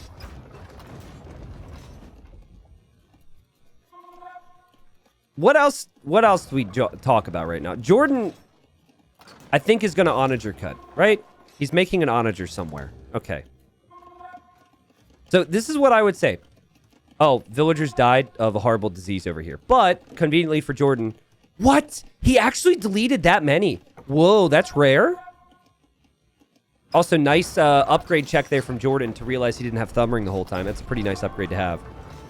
So Jordan says, I'm going to lose units. I need 125 army. And normally, players are going to want around 120 eco and 80 army. But here, when you have these resources, I think this is good. Oh, boy. Oh, no. Oh, no. Oh, no. Oh, boy. Andy took my advice from earlier to just try and use the units. He's such a fool. Don't listen to me. Jordan traps him, and now the light cav go in. All the trebs are exposed. We can fully understand why Andy would have wanted to try that. Because he had all this population queued up, but he doesn't have a meat shield now. And yet again, the first person to attack loses. That's what 1v1 Black Forest is. Apparently. Jordan, don't get too excited. Nope, don't get too excited here. There's still trebs. Jordan, careful. Careful. Okay, he's doing fine. Wow. And this is the player who didn't have a lot of gold. Now, somehow Andy still has a whole bunch of trebs. But now Jordan can have more army because he deleted all those villagers as well. Jordan might win the game here. Look at this army count. Oh, man. And there are obviously more units in queue from Andy. Andy's still trying his best. But the trebs, so important to his chances of success here. Jordan's backed away with his cannons. I'm not sure if he misclicked cav archers or meant to make cav archers. I'm going to go with misclick, but they're not a bad addition here. Not with Vietnamese. And do we have a round 2 or round 3? Hold on, Jordan. He does. How many stables does he have? 10 stables. It's actually pretty good. It's just he has 78 light cav, and his pop hasn't actually filled yet. I mean, I'm a bit torn on this one, guys, because on one hand, Jordan accomplished a lot there and took out a lot of trebs. But on the other hand, Jordan is working with 75 eco versus 120. So if Jordan's not continuously pushing to finish off the game, he's going to eventually run out of resources to make units with. And Andy's light cav are going to go in and kill the bombard cannons. And I think we have a full reset. So, yeah. How many stables do we have here? 9. And then we have the ranges. Still only 4 ranges for Andy is wild to me. He's got 48 skirms queued up through 4 ranges. All right. Did you guys ever play that game growing up where you had to guess how many jelly beans were in the jar at like school or whatever for the holidays? We did that. It was like, guess how many jelly beans are in the jelly bean jar around like Easter or Halloween. I don't remember. Okay, you won that game? Okay, good. Well, let's play guess the total amount of kills when this game ends. Right now, I mean, this would be including both players. Trebuchets are in a clumped up position, but they back away for now. Jordan moving forward with Trebs. Ooh, boy. I'm going to go with 2,479. That's my guess. I think that's a reasonable guess. Jordan making progress here, though, on a castle. For now, and I say that because the Trebs from Andy are looping around. Jordan's army count is ridiculous, and he's happy to send in more light cav just to force these Trebs back. The Trebs are still weak from before. They have not been repaired. I may be regretting my jelly bean guess. The skirms are elite skirmishers. Or, no, they're imperial skirmishers. But I guess if we're talking about Andy, there's just elite skirm. And progress still potentially here for Jordan. But I'm a little worried for him. More light cav are out for Andy. Andy's up to 200 population again. Things settle down a little bit more. See, I think Jordan has the same thought process that Andy had earlier. If I lose the light cav, it's whatever, because I could just produce more. But he doesn't have the unit queue, guys. This is because he doesn't have the eco. So he doesn't actually... He's not floating a lot. Oh, onager cut here. Onager cut here from Jordan. And he's killed a total of 2 villagers. Big raid there from Jordan. And Andy's going to see that, and he's going to go kill the onager, and he will probably just wall that up. I like how Jordan has sent the cav archers down here, though. I don't know if this has been spotted. This could be a big deal. It'll only take a couple minutes for all these vills to die. Kind of funny that Andy built a mill there. Okay, so he was paying attention. But in the meantime, Jordan has started to push with the trebs, so the distraction from the cav archer raid was pretty good. Jordan trying to send in more units, and he's going to get through here as well. And Jordan has not gated behind there, so Andy could always follow him. Main fight, though, Jordan loses the castle. Andy loses a castle, sorry. Jordan loses a treb. Andy loses a treb. This is actually really tricky to say. And, well, more units are going to go down. A lot of things are going to go down. And Jordan still has more army. Still maybe has the better army. Still needs to take out the trebs, but he's losing cannons. He's got 1 cannon here. The most important little dude on a cannon you've ever seen in your life. And, well, he's a cowardly cannon. And, oh my god. Felt like maybe the cannon had an opportunity, but it's so easy for us to say. Andy is distracted now because of the light cav. Also notice these palisades. Those are from earlier. Those are from Dark Age. And Jordan, again, like he deleted eco, but now he's re-adding eco. So he's, I think, feeling the pain from that. What was my guess again? 2479. Okay, so we need a few hundred more kills. All right. I'm invested now. Nice raids from Jordan, though. This is really good. And it's distraction. That isn't an army that has to go somewhere other than the main fight. Sheesh. Always about 100 units in queue for Andy. Jordan has 5 in queue and is on 160 pop. Not good signs. I think instead of going to 75 villagers, I think 100 would have been a good compromise. Andy's actually not at 100 now, though. So it should be about 100 army for both. If you're a bonus guy or a bonus gal, you like bonuses, this has been your game. Paper Money's been in play. Warwolf's been in play. Yeoman's been in play. Shout out to Chatras, which has not been in play. The tech that gives more HP to the Vietnamese elephants. What if they had like a 10-minute peace treaty where they traded with each other? They just trade through this little choke point for 10 minutes. They set a time. There's no rules in the tournament rules that say you can't do that. Just saying. If it was my tournament, I'd be like, yeah, go for it. I've had plenty of things that haven't been in the rules that we've then need to change later. Because players have taken advantage of it. They would obviously never do that. There's also no rule that says they can't go full Diplo, promise that they'll trade, and then kill the trade cards. But if there's one thing we know about pro players from Regicide Rumble games and Regicide games, it's that they're not so good at Diplo. Been plenty of examples of that. Let me get a few sub shoutouts here, guys. The support's been nuts. Thank you, Surge Splurge, H-Dog, Crimmy, Vite RL. Thank you guys for the support. Couple resubs, new subs. Somebody asked, that user had RL in their name, so they asked my Rocket League rank. I'm champion, by the way. I am forever champion. I was champion in Season 2, stopped playing for a long time, and I'm champion again. Forever champ. Thank you, C-Pove. Thank you, Polly. Thank you, everyone, for the new subs with Prime. This game is incredible. And will it end? Will it end here? Jordan with confidence, moving forward. Uh-oh. Uh-oh. Uh-oh. The Halbs. Oh, no. Oh, no. Oh, no. The light cav just run right on through. And I'm worried about the bombard cannons, too. Oh, shoot. Oh, shoot. But then the traps for Andy. But I think Andy's got a better chance of protecting his siege. Wow. Okay, so in the end, Andy killed a lot more siege there. This game's going to go on forever. Like, Jordan's got more gold income coming in, but his units aren't effective enough, and he keeps losing more gold units. So in the end, it's just the same old story time and time again. Oh, man.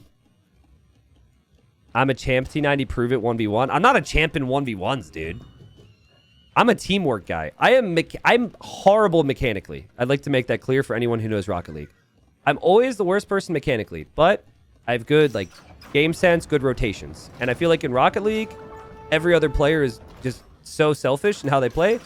So if you just rotate nicely, you could do decently enough.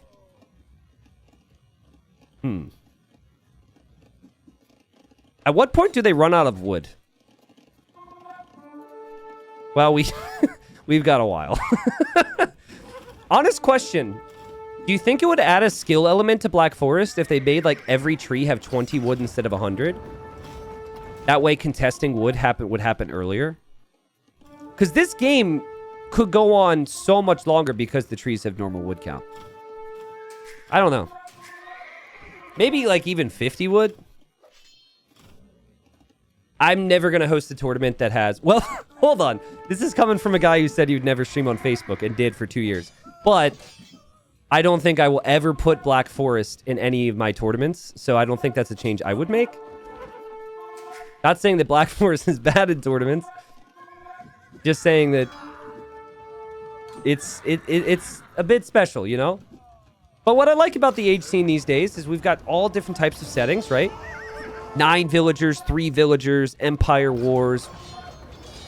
Good mix, which is good. You know a dude named Smokin' Kraken. I met him in another game and he said he plays Rocket League with you. No, I do not. I have had... Guys, listen to this. I was playing Rocket League like 2 months ago. And at the start of the game, instead of like, I got it or whatever, this guy goes, I'll go Fast Castle Knights.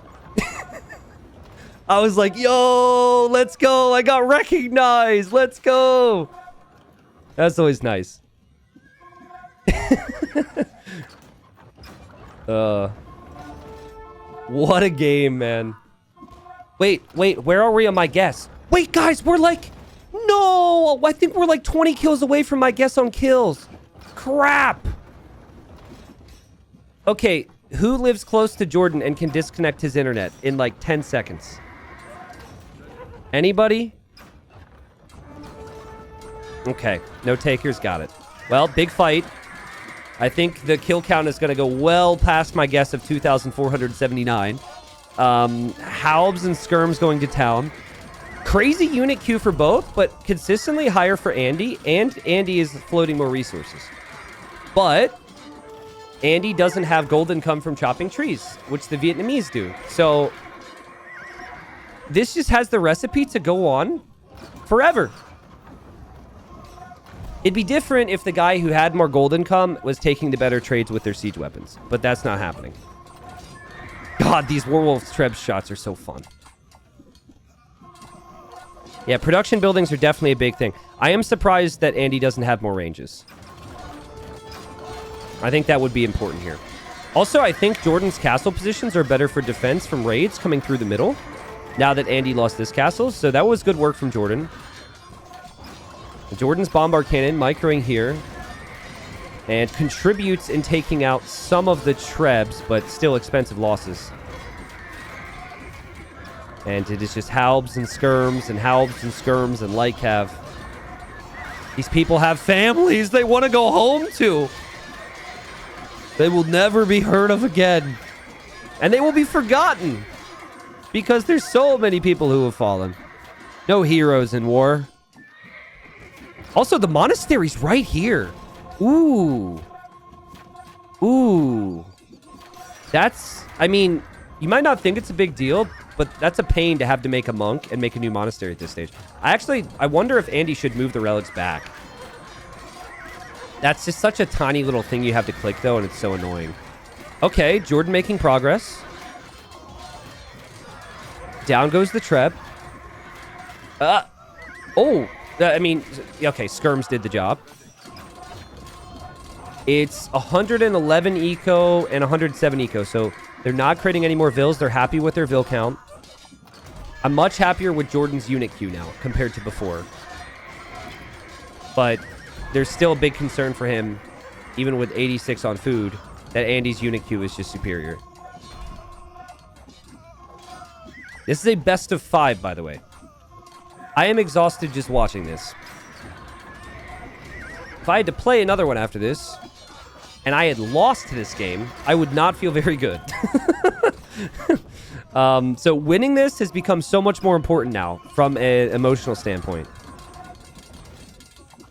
Crazy stuff.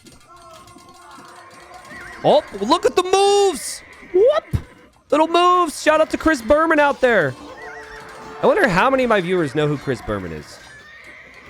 I encourage you all at one point to just watch like a Chris Berman highlight video. Basically, if an NFL player would dodge, he'd be like, whoop! And it's just, he's such a legend, dude. Such a legend. Marshall. Yeah, he's so good. It wasn't really a commentator either. It probably did commentary, I'm sure, but he was always doing like a highlight show. I think if like I'm at the tail end of my career someday, what will be my things that people think about? It's not going to be as cool as he could go all the way. People are going to say like supplies and force nothing. Like none of the cool stuff I've done is going to be remembered. I just know it. Archer ranges, got it. Farms and islands, got it. Great. That's my legacy. Tootens, great. Hidden Cup, hey, thank you. That's a good one. Well, I don't know about you, but I'm descending into madness here. Thank you, Bonga Bonga, for the 3 months. I would love to get excited about a Treb going down. I would love to look at that and be like, oh my god, that was so good for Jordan. But that was like Treb number 500 that just went down there for Andy. It's not even hype anymore. It's just another Treb that was created and died. It's just a big chunk of wood. It's just horrible. And oh so lovely at the same time. Shout out to this guy who's in the middle of the battlefield. He was sent there to repair a cannon. And he said, sure, I'll do it. Are we at the point where we name this guy? I'll keep an eye on him for you. I'll keep him selected. Jordan runs through with the light cav now. And he's killing more Trebs. Now, this one I can get a bit more excited about because it's Trebs plural. I think. I can't tell. I think he will. He will. Nice. Andy still has 3. Jordan only has 1 bombard cannon. And there's our villager. All right, name suggestions here. I'll take my face off screen. I know it's probably pretty jarring for you guys. These are not very Vietnamese names, guys. Let's call them Huang. All right, this is what Huang does when he's not eating TC. Fun fact, by the way, Huang is actually a very popular name. It's one of the most popular names in Vietnam. The pro player ACCM, his name is actually Huang. I don't know if enough people know that. Okay, there goes the Vil. And then Huang's actual name, I'm not sure if Huang is in his actual name either. Okay, Jordan's cut over here, and he's gone in with Cav Archers. That could add up. I still have our friend selected. He's back on wood there. He's the 31 HP villager in case I misclick him. We are 1 hour and 42 minutes in. Jordan getting some nice raids, though. Andy hasn't noticed this. And I guess Jordan had cut through that area. Andy has noticed now. But he has to send units his way. The fight in the middle still happening. And, well, We know for Andy, he has 140 more units in queue to keep going here. So if he loses a couple villagers, his army count will spike. It's actually a pretty important moment, though, because if you kill someone's villagers and they have 100 army in queue, they get a lot more army, and then you need to defend from that. So typically, it's like you raid the guy, they have a lot more army than you, which is really scary, and if you defend from that, then your eco is better, and you're better off in the long run. But there is potential now that things are bad for Jordan because of that.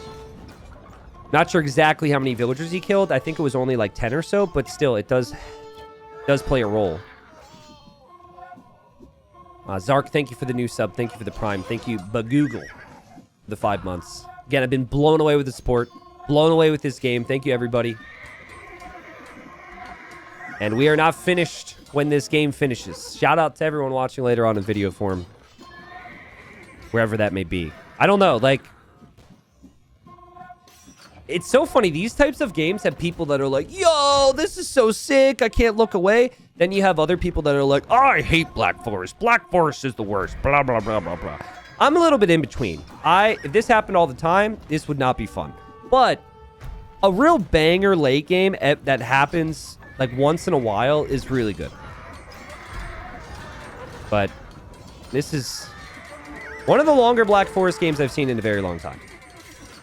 Having said that, don't necessarily cast a lot of Black Forest, so that could be a part, play its part. There goes Jordan with the Bombard Cannon. He was dodging there, but the Light Cav are going to go through, and I had to click off of our friend there, guys. Huang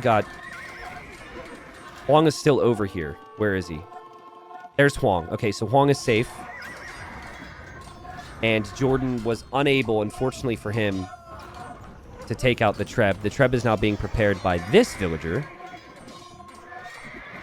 And this is the same energy, the same emotions that she made a house with earlier in the game. It's crazy.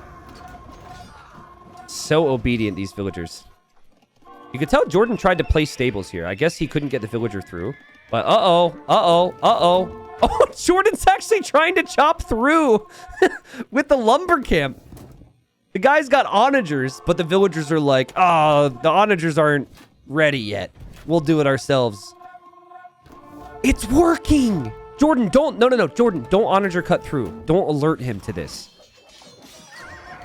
Light Cav going for the Trebs. Ooh, can we get the Choppa emote, guys? Choppa. No way! He shift queued it. So I don't think he's looking at this, but he tasked that he went lumber camp, tree, stable. What? Okay, hold on. They're gonna... I think they've been spotted. And more Trebs. Andy's really building up a Treb mass here. He's going to have 5 soon. Uh-oh. Okay, she will die. Choppa's dead. What is the longest competitive match thus far? Oh, this is nothing close to the longest competitive match. So, longest tournament game I've ever casted, I think, was 4 hours.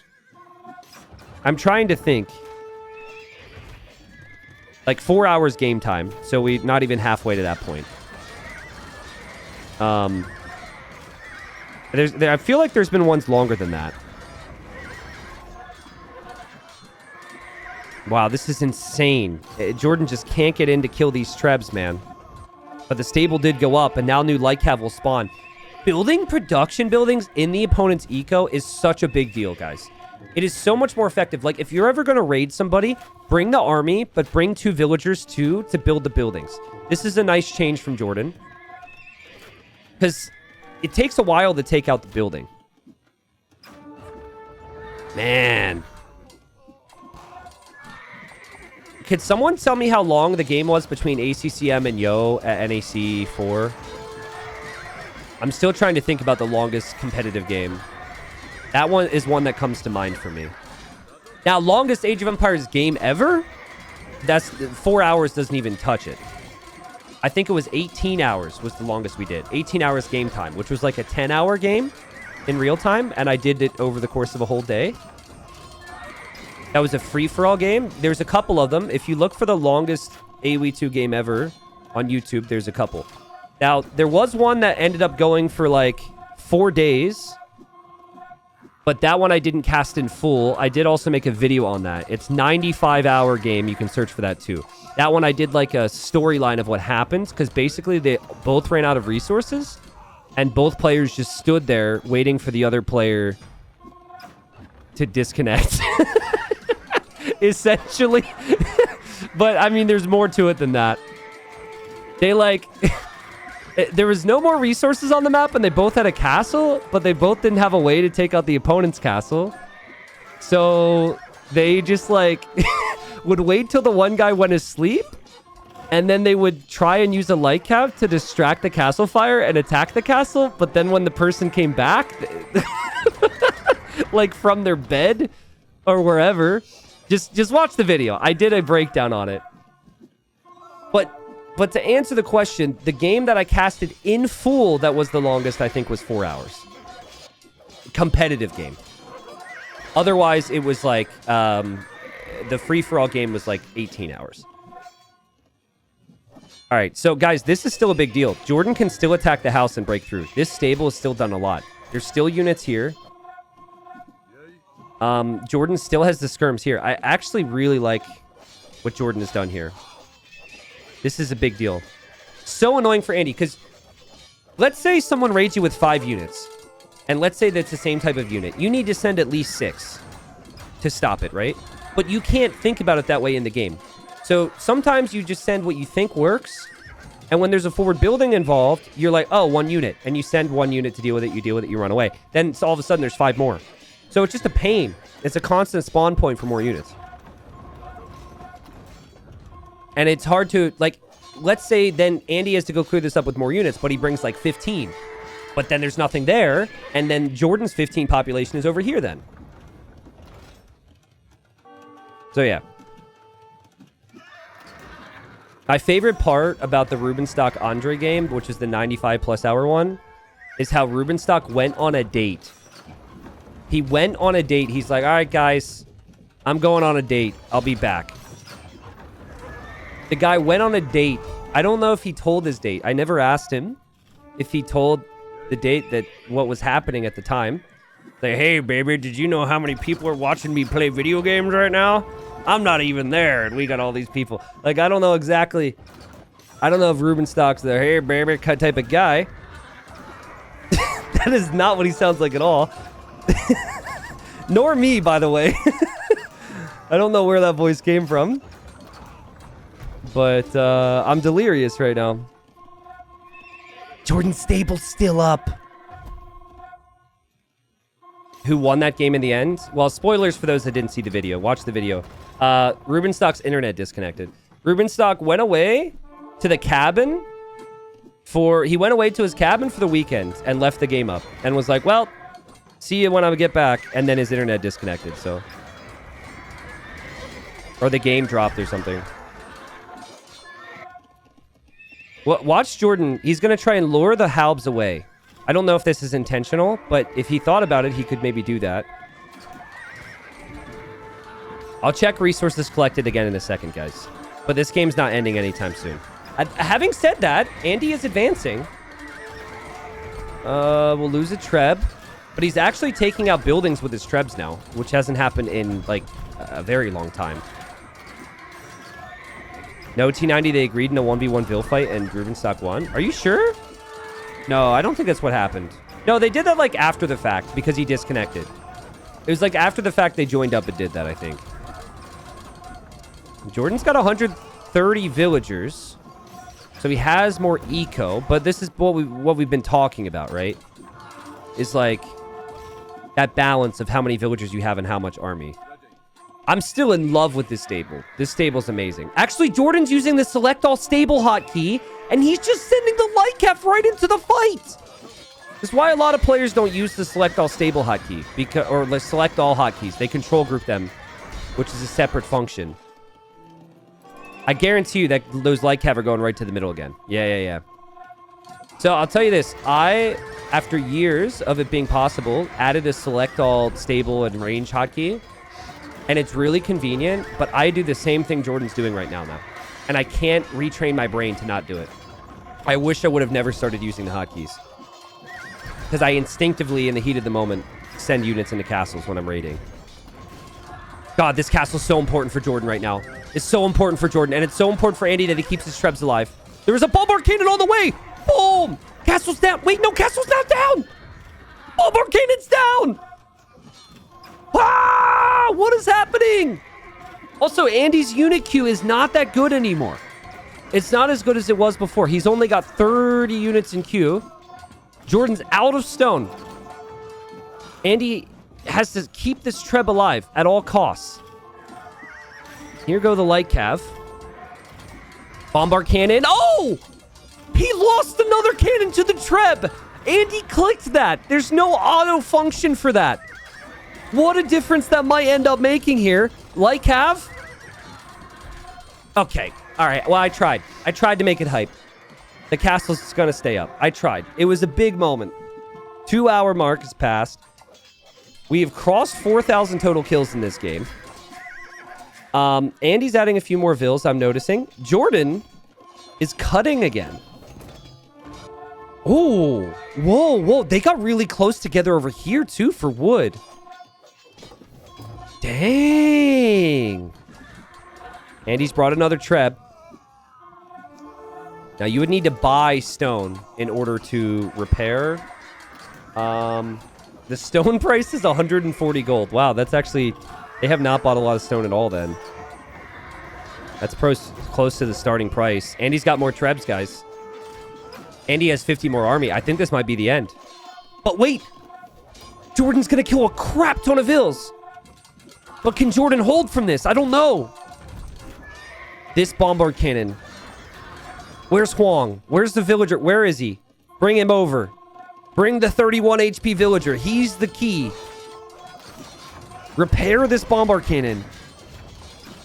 Here it comes. There it is. No way! What?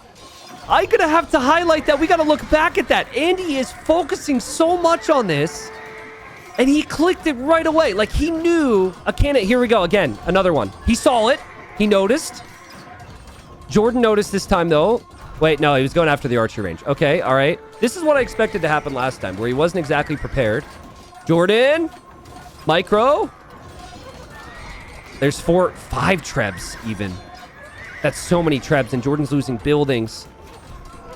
He's losing space. The cannon has gone down again. Andy's army count is so high. Jordan's still not broken yet. An onager. We haven't seen an onager in forever. Nice to see an onager again. Actually, a really nice thing for both players to maybe add here. And, well, I know you're all shocked. You've been with me this long. Are you shocked to hear me say the words, this is going to be a reset? Oh my god, the Trebs, though. Listen, I know Britons are strong with Trebs, but Andy's actually really good at controlling them as well. The Vil count for Jordan may be paying off here. He's got more units in queue. But Andy can't finish this game right now. Look where Andy's chopping wood. He's chopping wood in the battlefield. That is a bad sign. Look at the way Jordan has cut. So Jordan can see this, and he has cut around the trees here. Andy needs to clear that up somehow. Andy has no shortage of wood, though. So it's not like he's going to lose the game because of wood. But I think if you lose that many vills, it could be a problem. I think Jordan is going to see that, too, and that will give him hope. This will also give him hope, killing another Treb. Andy has safe wood in the corner, though. True. True. he does have wood there. I mean, but again, he's floating wood. He's actually okay with wood. Oh, yeah, this is... What if he's saving it for later? Guys, clearly he's saving it for later. All right, that's 1,600 wood that's going to win him the game at the 8-hour mark. It's very satisfying to see how far they have chopped, though. I will say that. Oh, my goodness. Okay, res collected, I wanted to look at. 5k more gold for Jordan. 5k more food, but the wood's higher for Andy. Jordan could delete the palisades that he... True! Jordan is saving these palisades for later. The foundations that he added at the start of the game.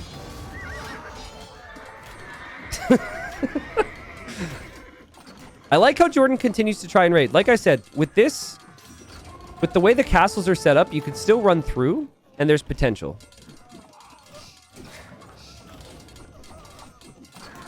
Now, the paper money shows in stats. They both have 3 relics, right? So Jordan having more gold is primarily due to paper money. But there's no separate stat that says paper money brought you these resources. 1 light cap makes it through. That makes a difference. Onager's still chilling over here, making a difference. That is really unique. I don't know if Jordan has ever cut a wood line like that in his entire career. And he's had a long one. And Trebuchet's still out there, but 2 of them weak. Here's a question. Do the relics help or hurt games going long? So let me rephrase that because it's easier. What would make games go on longer? Having relics or not having relics on Black Forest?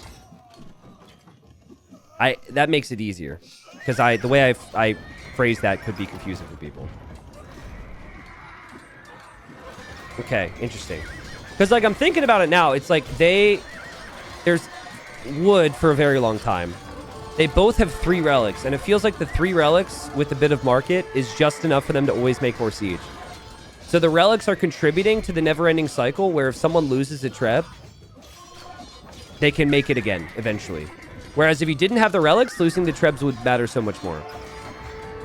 But like relics are really important to the game, and they're standard for all maps for a reason, right? Like it's good for other maps, but I don't know, things to think about. This is just Black Forest things, I think. If they can't make siege, how do they ever push? That's true, actually. Yeah, that's true. If they can't make siege, then castles are so much stronger. Oh my goodness. Trebs go down for Andy. Jordan keeps his bomber cannon alive. And the villagers will repair this cannon. Need to keep it alive. Repair! Hit with the hammer! Hit with the hammer!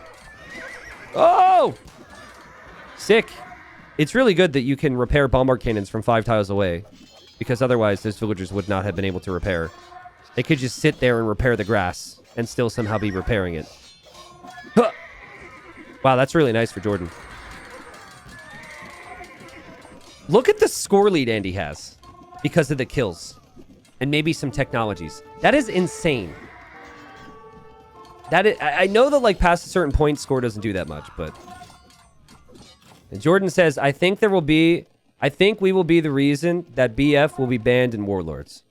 Freaking Andy says, probably. Just so chill about it. Yeah. Maybe. I don't know. I like how immediate Andy responded, despite the fact he's actually not at 200 population right now. I think Jordan wins this game. Jordan has more eco and has for a while. He has potential for raiding. He has more siege weapons. He has Imperial Skirmisher versus regular Skirm. He has done this weird little slalom snake thing to potentially disrupt wood.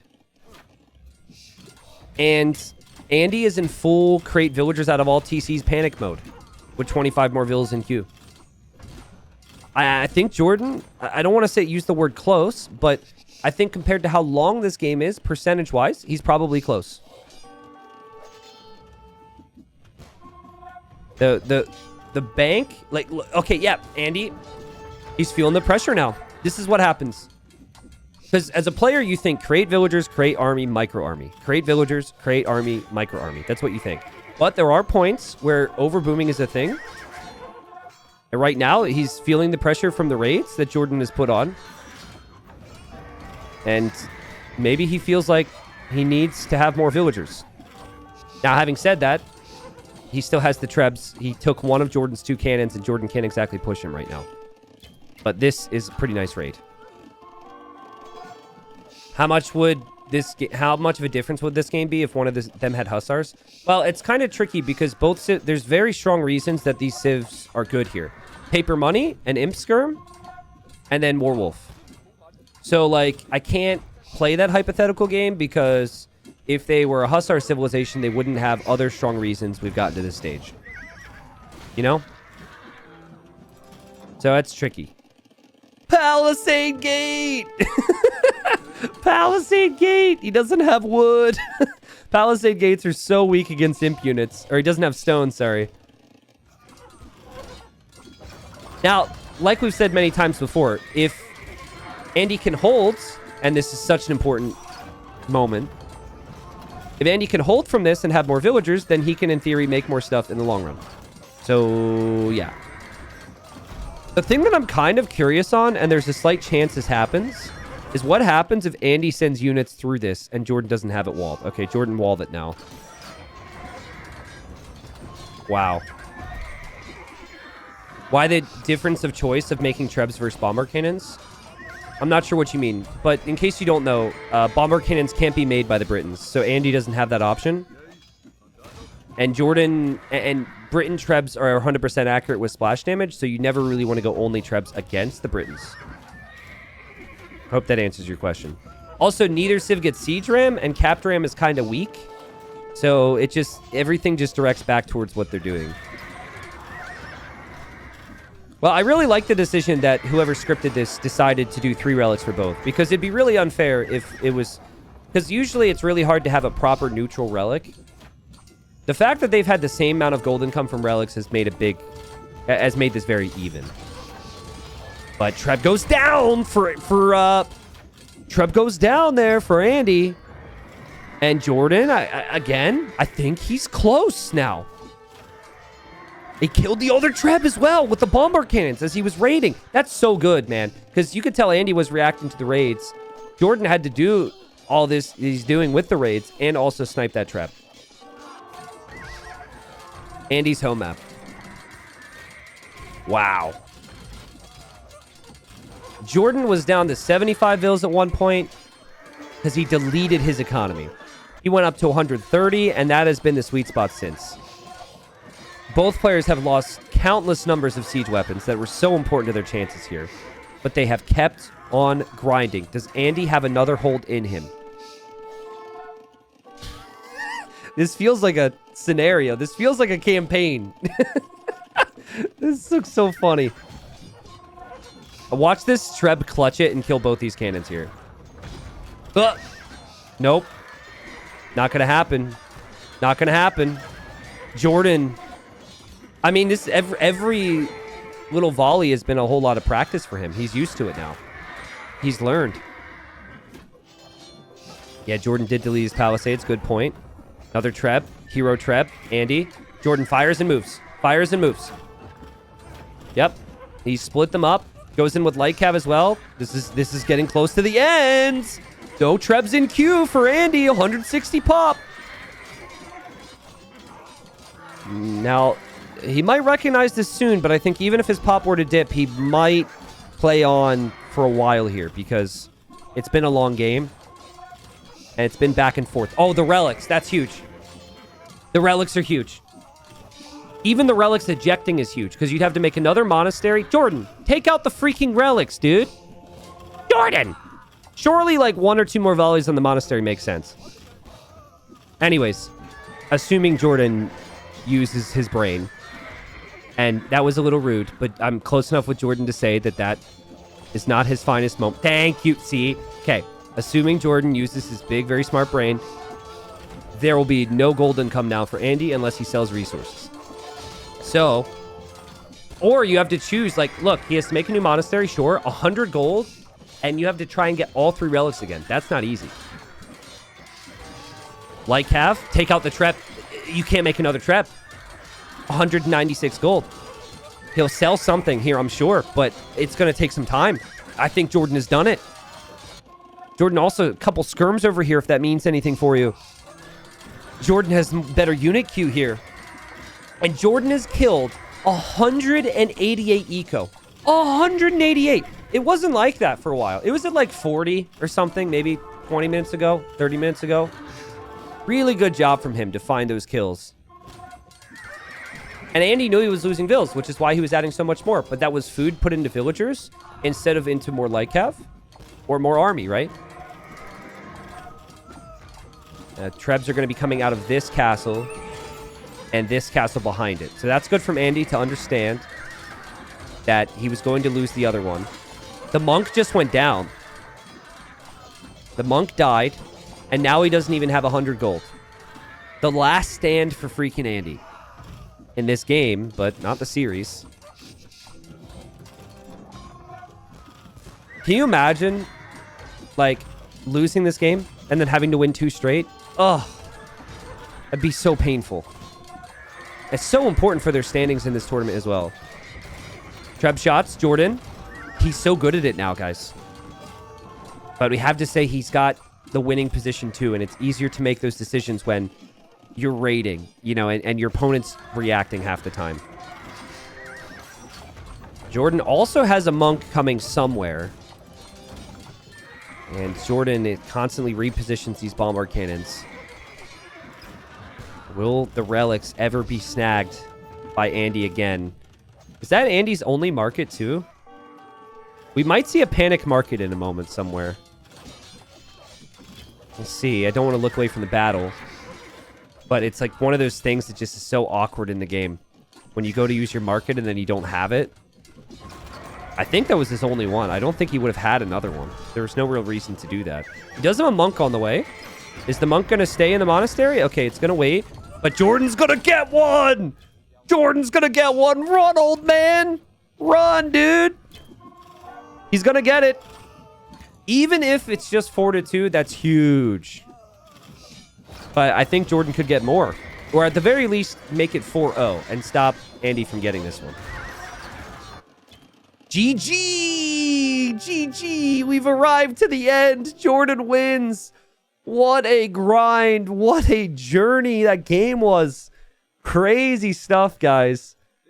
And you were here for it. You witnessed this. My goodness. What a wild game. And like, I can't really watch a 2.5-hour Black Forest game where both players have killed over 2,500 units and say that needed to be different from that guy or that guy. They both played amazing, right? But, you know, Jordan eventually just got into a rhythm of applying pressure with some raids here or there. This cut was really unique to deny the wood. Look, on both sides, like, this is super unique. And it was living in the back of freaking Andy's head because Andy's like, I don't know if he'll cut through to me. I don't know what he'll do. But then that, but also microing the bombard cannons. Microing the bombard cannons there was, at least over the last 10 to 20 minutes, much better than the early stages. Again, though, I think he opened up opportunities by pressuring elsewhere. Paper money paid off, though, right? Like, I guess we have to assume, based on the relic gold, I guess he had the relics a bit faster. But maybe like 5,000 gold, 4,500 gold came in from paper money, which led to the bombard cannons, right? Imperial Skirm also is very nice. I struggle for me to even know if it's the units or just the fact that Jordan got raids in, right? Because they both had light cap, but my goodness. Yeah, maybe Bloodlines on the light cap made the difference. We're talking a couple upgrades here or there. I think this is key, though, right? Res Collected's king. And then also, look at the amount of total villagers they had throughout that game. Jordan, 230. Andy, 365. But that comes back to the raids. So Andy ran out of unit queue because he started to lose vills and had to replenish them.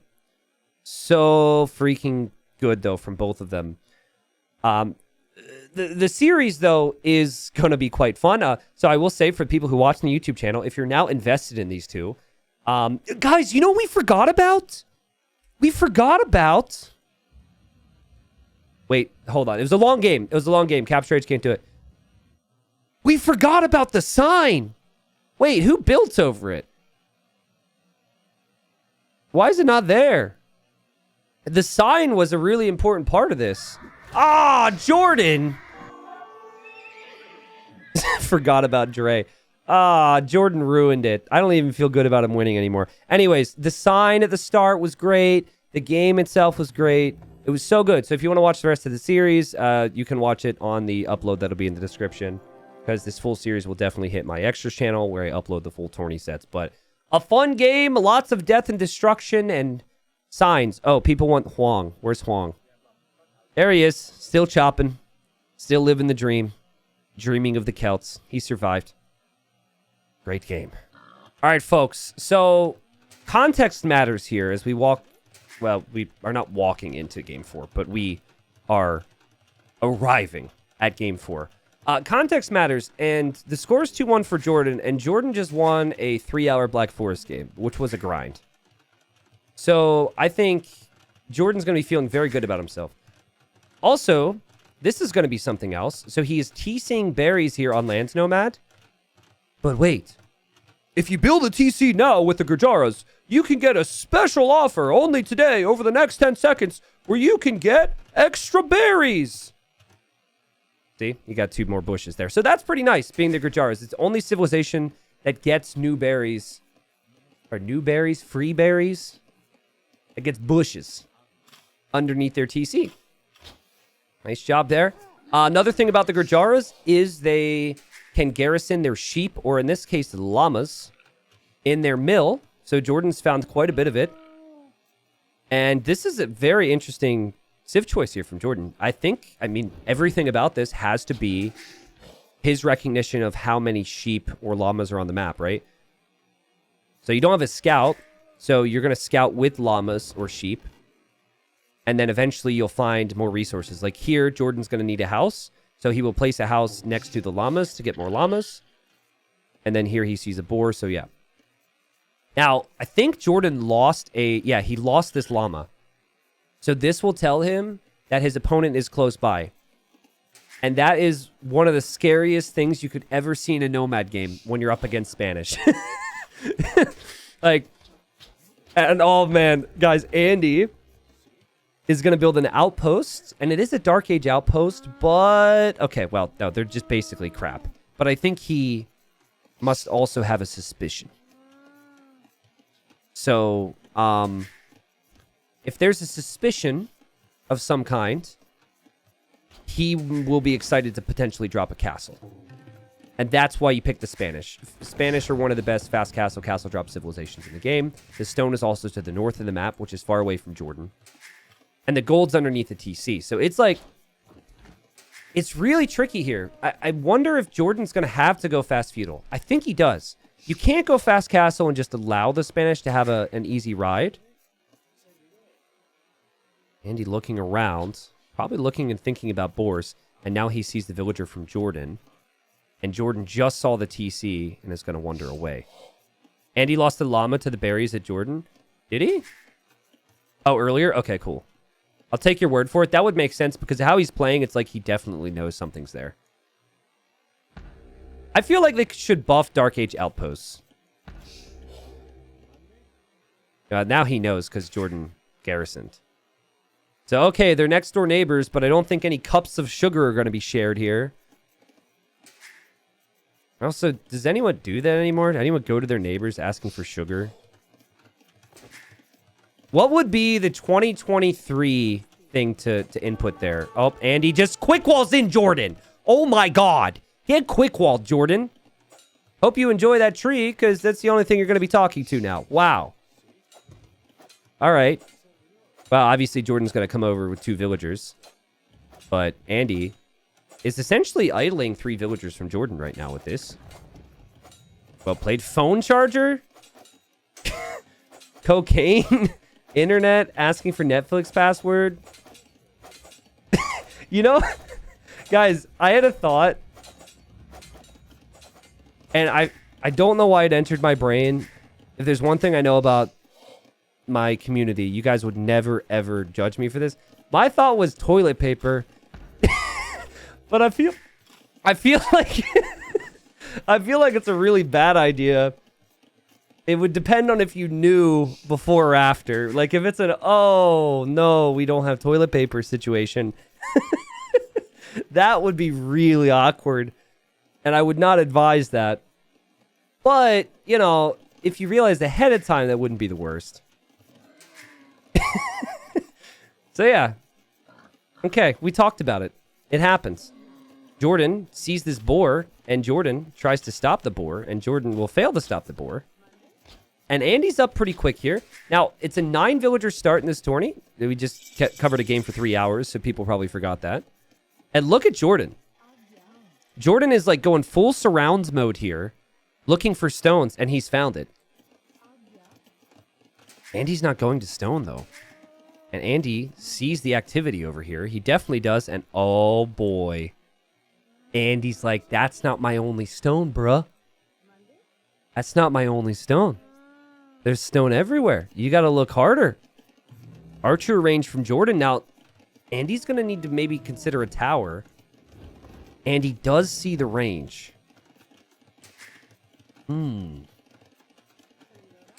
Someone just said, my neighbor has come here asking for toilet paper. No, you don't come. Okay.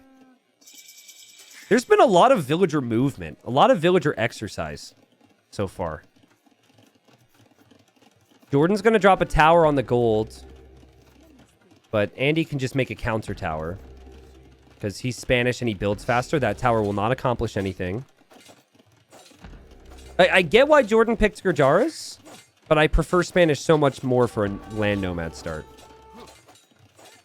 As much as I like land nomad because it's a classic map, I feel like it's very Civ-winny. I could be wrong though. Let me put it to you this way. I would have never put Gurjaras in my top 10. And Spanish would be in my top 10. Like we've got 7 llamas inside of the mill. Jordan is looking to surround Andy. Oh, this is so funny. Look at what Jordan can see. He's got him completely surrounded. But he doesn't know. Wait a second. What did he lose there? Oh, wait. Was that a starting villager or sheep or something? That would feel potentially natural. Maybe it was that llama? Okay, it's possible that he sent llamas around looking for stuff, didn't realize he lost it. But if I were Andy and I got a llama because of my opponent, I would tower that. The fact he hasn't is wild. We're going to have to check. Guys, at the conclusion of this game, everyone just say llama. Because I will forget. I will forget in 10 seconds that I'm supposed to do that, and I think it's really relevant here. So, Andy's done a good job here. He gets enough gold. Not now. Okay, the game might be over soon, so actually that's fair. He's getting gold. And he can just buy some extra stone. And I think you drop the castle directly on Jordan's face. Well, not like maybe here's a good compromise, because you still have the tower to protect. I heard a villager die. I'm not sure what just died. Okay, Jordan knows this is going to be a castle because he can see the villager movement. He's trying to block it with houses. Sorry, this is not free real estate for castles. We live here now. Andy, back away, my friend. You can't let the archers kill you. Oh boy. Okay, well, archers are here. This is the energy I was thinking of. You are Spanish, so you do build faster, and it's going to end up being a really good castle. And Jordan hasn't even clicked up yet. Jordan's in trouble. Oh. Micro? Okay, good. Like, I can't criticize Jordan's attempt here. I think he played really good. We do have to go back to the llama and see what happens, but now I just think you're royally screwed. Now it feels like, should I resign and just go to the next game from here? It's just really well played from Andy. And like the idea of this tower is even good, but the wood line's just too big. It's too thick, and I don't know if that is really an area of concern for Andy, if he can move anywhere else. Conquistadors are so good, and yeah, Jordan just taps out and calls the GG. Okay, let's do this. I think this would be the llama. Let's rewind.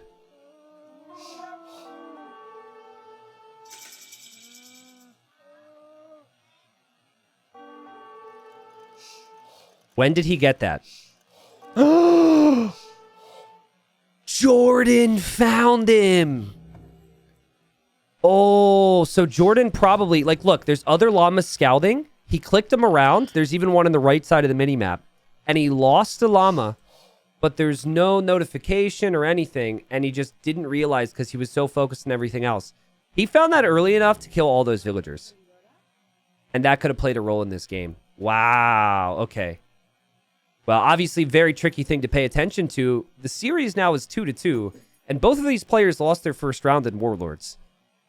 If you lose 3 rounds in the group stage, you're eliminated. So it would be huge for someone to end up with 1 series win. it'll come down to the final game. Great game from Andy, though. His Civ draft did everything there, I think, for him. Just putting himself in the best position to succeed. Ladies and gents, welcome to game number 5. And we've got a new DLC civilization in play here for freaking Andy. I have not seen the Georgians play the Land Madness ever before. I've only seen Georgians play a couple times in some games I've covered, but in a tournament, this is still a bit new. I'll break down that civilization in a second. But the way this map works is you've got resources spread all throughout. You cannot wall on the stone terrain. So you need mobility. You need to be able to play in messy situations. So for those that don't know what the mule cart does, okay? The mule cart is a lumber camp and a mining camp combined. It is only, you can only have this if you are Georgians or you're Armenians, or I guess if you're a civilization that has redemption monks, because you could convert it later. I've never seen that yet. But yeah, so this is like a lumber / mining thing. And the Georgians start with one. Also for hunt? No, it's... Wait, can you use it for hunt? I don't think you can use it for food. Don't make me look like an idiot here. I don't think you can use it for food, right? Can you use it for hunt? Oh, yeah, totally knew that. Yeah, for sure. Guys, I knew that for sure. Yeah. Again, new DLC, totally knew that. Apparently you can use it for hunt. You can't use it for berries. You can't use it for farms, for example. So, the Georgians start with one, but to compensate for that, they start with less than minus 50 food. So the start's normally a little bit awkward. Other Georgian bonuses, going off the top of my head here. They have a fortified church, where their eco will have a 10%, will be 10% more efficient in the radius of the church. Okay? And within that church, you can garrison villagers and monks, which is also unique to, let's say, a monastery. But the main thing with the Georgians that I think is relevant here, beyond the mule, is that their stable units or their cav units regenerate HP. I think in feudal, it's 5 HP per minute. In castle, it's 10 HP per minute. And then Imperial Age, it's 15 HP per minute. And on a map where you see lots of scouts, I could see that HP generation being very, very nice. Now, the Magyars on the other side, they've got the lumber camp, which is, standard. They don't have any eco bonus to work with, which is the downside of this civ, but they have very strong military options. Cheap scouts, they've got, and they also get the attack upgrades for free in each age. Also, I talked about it in a video. What is that on the mule cart? Obviously, there's wood, and then there's a barrel, and then there's stone. What the crap is that? Okay, people are saying gold. Why does it look like potatoes? I understand it would be gold because it's right next to stone and wood. It looks more like golden potatoes than golden nuggets to me.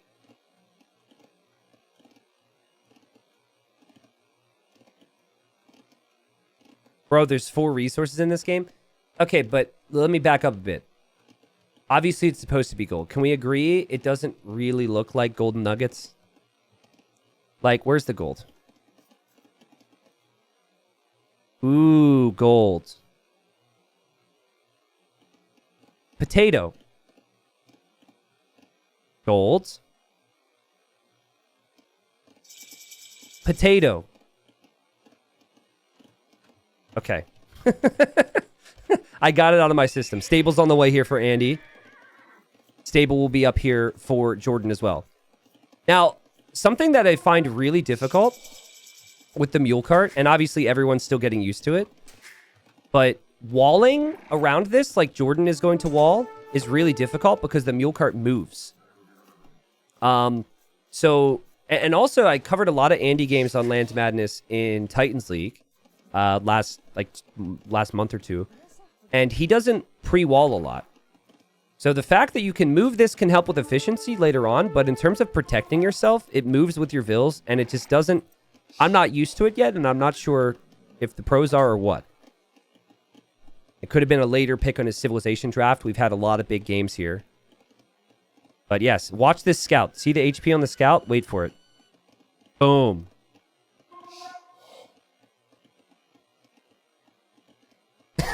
This takes a while. Boom. So, but it's good it takes a while, obviously. Like, you can't have scouts regenerating too fast in feudal age. So, I think from a balance perspective, it's very nice. And as you know about this game, every little detail can make a difference.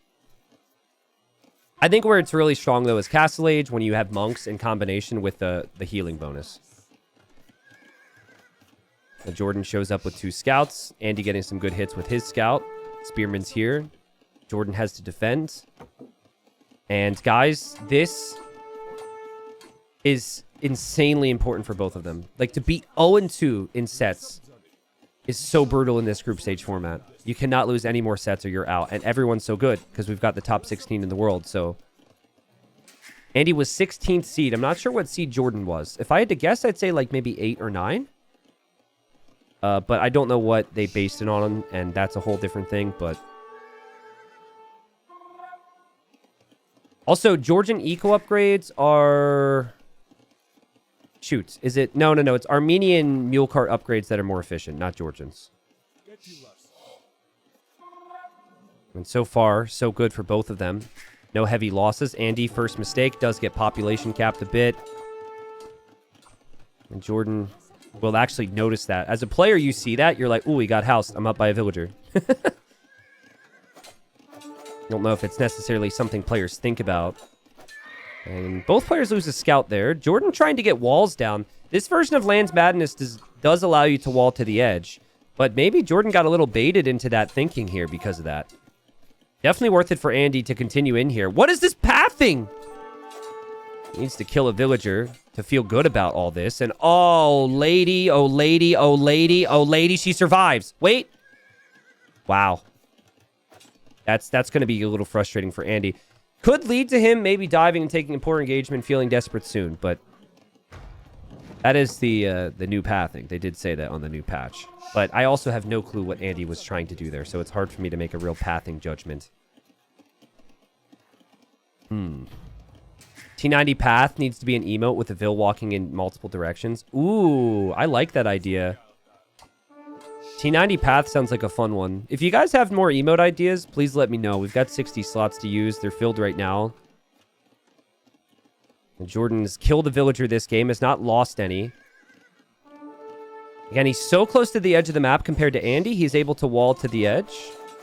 Andy's trying to do a similar thing behind this. Remember, Magyar scouts are stronger, but they don't regenerate. I think that fight will be pretty decent for Jordan. He's not going to complain about how this has gone. I guess Andy could wall this way. That's what he's trying to do. I feel like it's a flaw of the map if you can wall to the edge. My opinion changed on it when I used that in Titans League.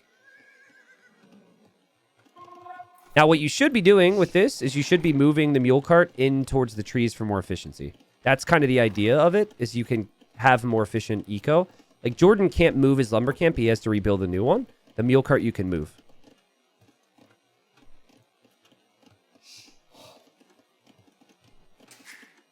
We'll see. Game 5. I want to check res collected here. Magyar's no eco bonuses. Georgians, kind of an eco bonus. And the scouts are not going to meet each other here. Jordan opting for more walls. His wood line's protected. His farms are pretty close to everything. There's also a tower here. Andy will kill the spearman, though. Now, the tower's got to go up for Jordan. Weird spot to be in, but he can hop inside the tower. Nice timing. And now Andy may feel like his army is out of place if he can't find damage. That you're feeling in these situations when you're already at your opponent's bases, pressure them. Do not turn around and come home because you will give them the momentum. Especially when they come forward spears, you then think they don't have spearmen at home. Jordan's archer spotted. So good from both there, though. The archer saved, the scouts get saved. That was so good. Bloodline's in on the scouts, too, for Andy. So he's got the stronger scouts. At least for now. And we'll see Bloodlines make a difference if the fight's taken properly. I don't think Andy knows anything about this. I think he was trying to look over here. The mule cart's moving around. Bloodlines pays off, though. Extra HP makes a difference. Obviously a bit sloppy, but it's not land coolness, calmness. It's land madness. And that is a mule cart moving to the next wood line, I imagine. Jordan, pretty far walled up now. Obviously, knights and whatnot can still do lots of damage later on, but feudal armies, not going to be quite as strong now.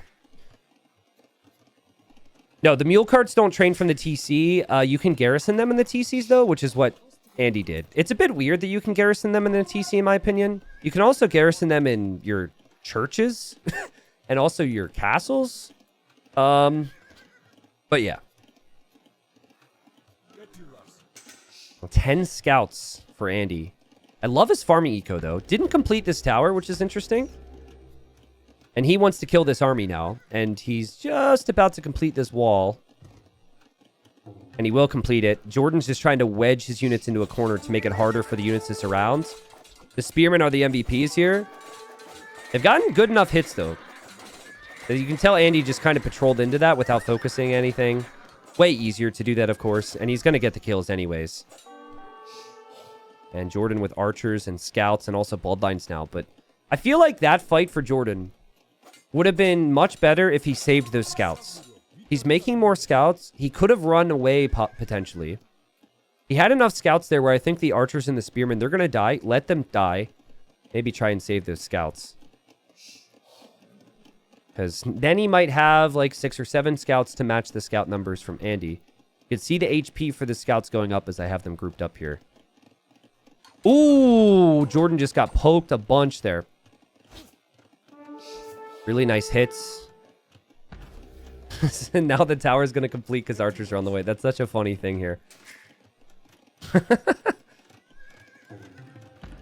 It's just so wild. Like, I just built the tower, you know? Like, I wonder if there was any thinking that went into that. Because had he deleted it on whatever HP he left it on, he would have still had the stone to go for another tower.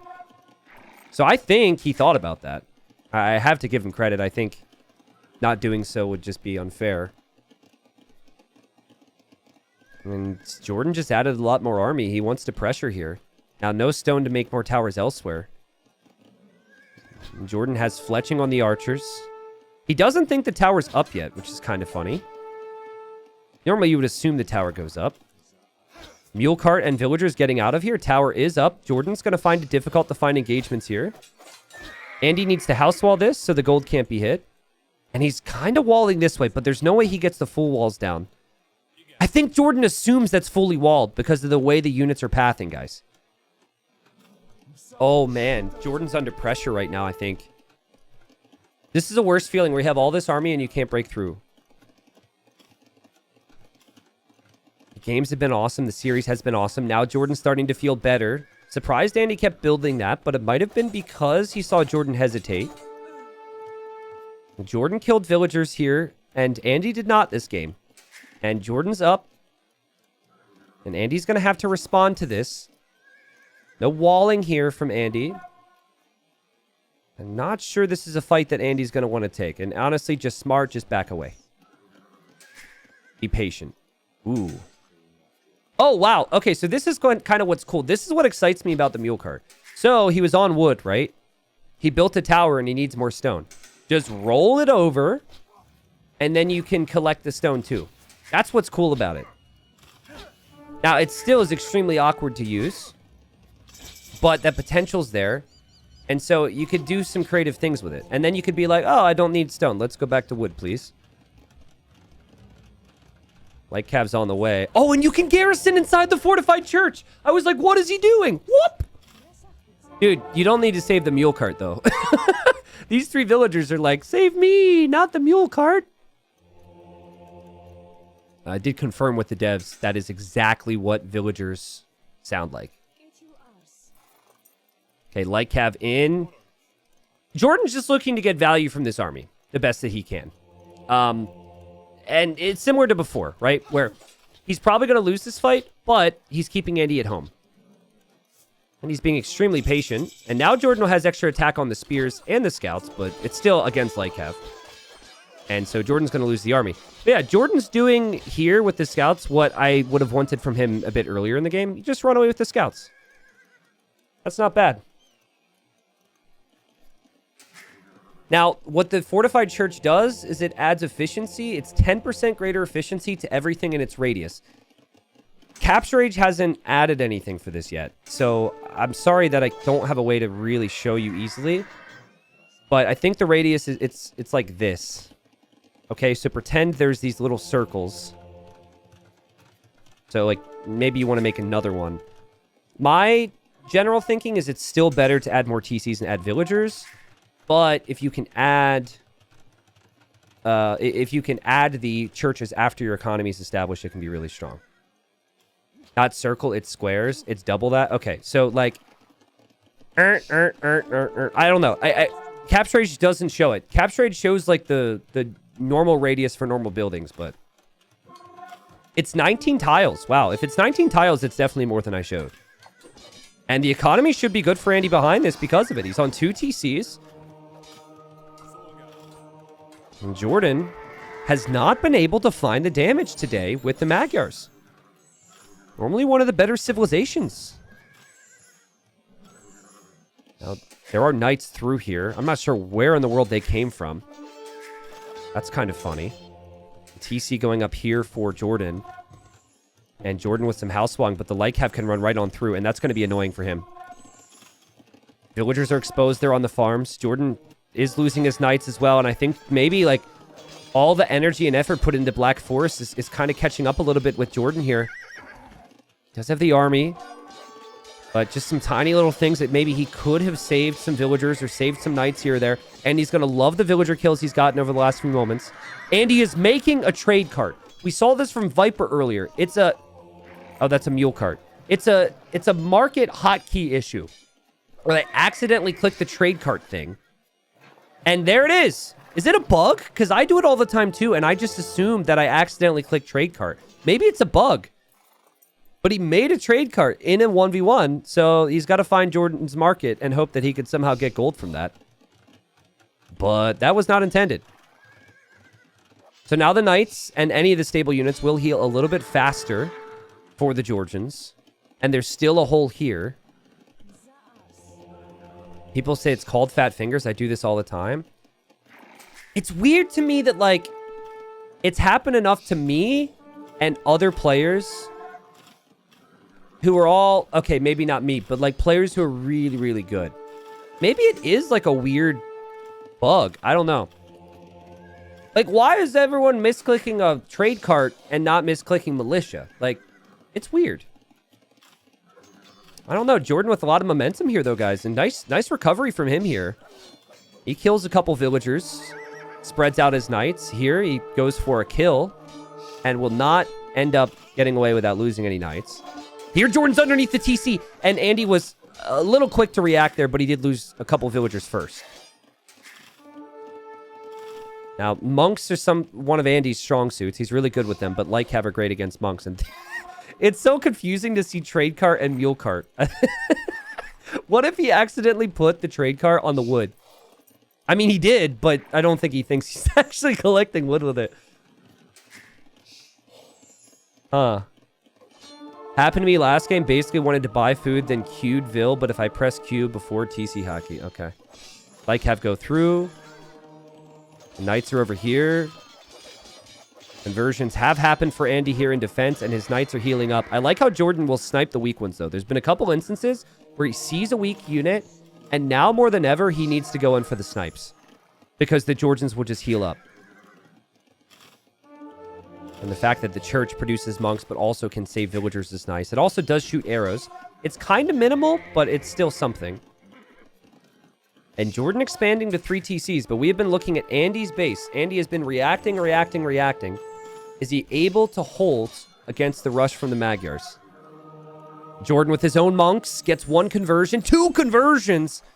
And that was because Andy was distracted here. Jordan with great conversions there. And good micro there as well to pull back. Wait, no. Oh, that's huge. Does lose a few units, of course. His rating over here as well. This is more wallable version of Lance Madness, but it's still crazy with action all the time. And Jordan is in a sweet spot right now, I think. Res collected has to be higher for him. Yeah, it is. And it's just like he's got so many monks built up, and he's consistently raiding with army. It feels like if this continues, Andy's not going to be able to find much counter damage. 4 TCs for Jordan. And there's the trade card! Sorry, guys. People were asking about the trade cart. It must have been looking for the market. Yes, you can garrison inside of the fortified church and the TC and all these things, but that is still idle time for villagers. That is not what you want your villagers to be doing. Easier said than done on all of this, though. Jordan has got that killer mindset where he just does not hesitate. Anytime he sees a villager or a monk, he's going in for the kill. And he sees another monk there. Wow.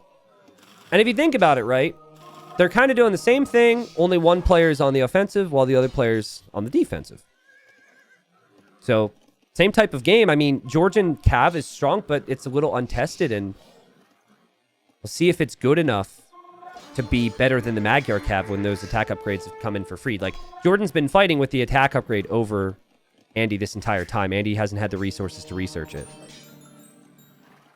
And Andy doesn't have the light cav Jordan does. And oh man, Andy, what a series. This has been such a good series, but I could start to feel it slipping away and going Jordan's direction right now. I'm sure the resources collected has only gotten better for Jordan. And what a great little quick wall there from Jordan. But I like this from Andy too. Andy finally, he feels like I have to counterattack. I have to try something because if I continue to just defend, this isn't going to work for me anymore. It's not necessarily working for him even now. It's just keeping him alive. Finding some villagers, a bit sloppy from Jordan. Something that Jordan doesn't do too frequently is forward castles. And that's what he wants to try and do. And Andy knows that. And Andy is ready for his own castle. But Andy cannot place that castle. He might do it anyways. He might try and squeeze it in. But the knights are going to come over, folks. The knights will go to deny that. Now, monks from both will hope for conversions. And knights from both will try and deny the castles. Jordan hasn't brought as many villagers, so his castle might not go up for that reason. But Andy, his villagers are exposed because he doesn't have the army count that Jordan does. So in the end, there's a whole lot more blue on our screen than red. And the castle is going to... It has to go up for Andy. Send the mule carts. Mule carts can't help. Mule carts cannot help. Castle's going to go up. Well, I was thinking about what I said earlier about the Cav and the strengths, right? The unit that can bring you back with the Georgians is the Manaspa, which is their unique unit. The way the unit works is it's fairly low cost compared to a knight. I think it's like 20 resources less or something. But it gets extra attack based on how many Cav units are around it. So if you have a Cav group that's like, I think it's, is it 5 or is it 6? Chat will correct me, but let's just pretend I'm getting it right. I think for every 5 you have in the group, you get +1 attack. So then if you have 10 in the group, it's +2 attack. 15 in the group, +3 attack. It goes all the way up to +4. So if you can get the mass, it's great, but I don't know if he can afford the mass. He's got only monks. He's going to be at mass with all these monks. The idle time's ridiculous for Andy. Jordan's has a 20 villager lead now. And oh man, we haven't seen a single Manaspa here. And the knights and Lycav are around. Jordan doesn't have a castle yet. He doesn't need a castle. And this might be the end for Andy in this series. What a crazy series. And, you know, I hate to see good players lose in the final game. I just do. And I feel worse about it when it's an elimination match. This isn't an elimination. So it's not like the lowest of lows I can feel for a player. But it's going to be rough for him because Andy will be 0-2 in sets in the group. And you lose this another, he will be out of the group stage. Ultimately, Andy is the 16th seed in this tournament. The first person he played was Viper. He got 3-0'd there. And so there's a definite improvement in terms of his results here in this series. Guys, we have 6,682 viewers, but we've dropped a couple because I think some people think Andy's dead. I'm not telling people to leave, but I just noticed the number. Minus 7K. I don't want all 7K to leave. What is that? Jordan's like, screw you and your mule cart. I will build a lumber camp. I think Andy's in big trouble. Well, I mean, he is in big trouble. There's no disputing it. So here's a Manaspa. 95 HP, 12 base attack. So a knight has 25 more base attack. But... Or, sorry, 25 more HP, but -2 base attack. And then doesn't get the +1 attacks for being in the group. Capture Age, unfortunately, isn't updated to show the plus attacks on Manaspa yet. Wait, it is! Oh, crap, they added it. Sick, because he only has +1. Okay, well done, Capture Age team. Nice. I was getting really sick of not seeing that. All right, so, yeah, that's a thing. Jordan with a 40 villager lead now. This castle's gone up, and it will take out the TC eventually. Knights are also in the back. So Jordan has the eco to defend himself. Oh my god, so good. Kills the monks. Boom. He's got the eco to defend himself while also raiding. And Andy did not notice this. It's been such a long series. Andy didn't notice that. There's too many areas to focus on. Here he didn't see this either. Jordan's killed 63 vills, guys. And now is a 50 villager lead. Jordan has gone beast mode this game. And it looked so bad for him so many times in the Black Forest game. And he got the job done. He lost the first game on Cross. That didn't look too good. Random mule carts just running around randomly. Castle should go up here for Jordan. The unit count in terms of army is pretty close, but you need eco to make army, right? And Jordan's got the eco. And you could tech switch. Like, people like to go for other units. You could go for cav archers maybe. But when you've got this big of a lead and you're in the frame of mind of just raid, I think there's a whole lot more reason to just keep doing what you're doing here.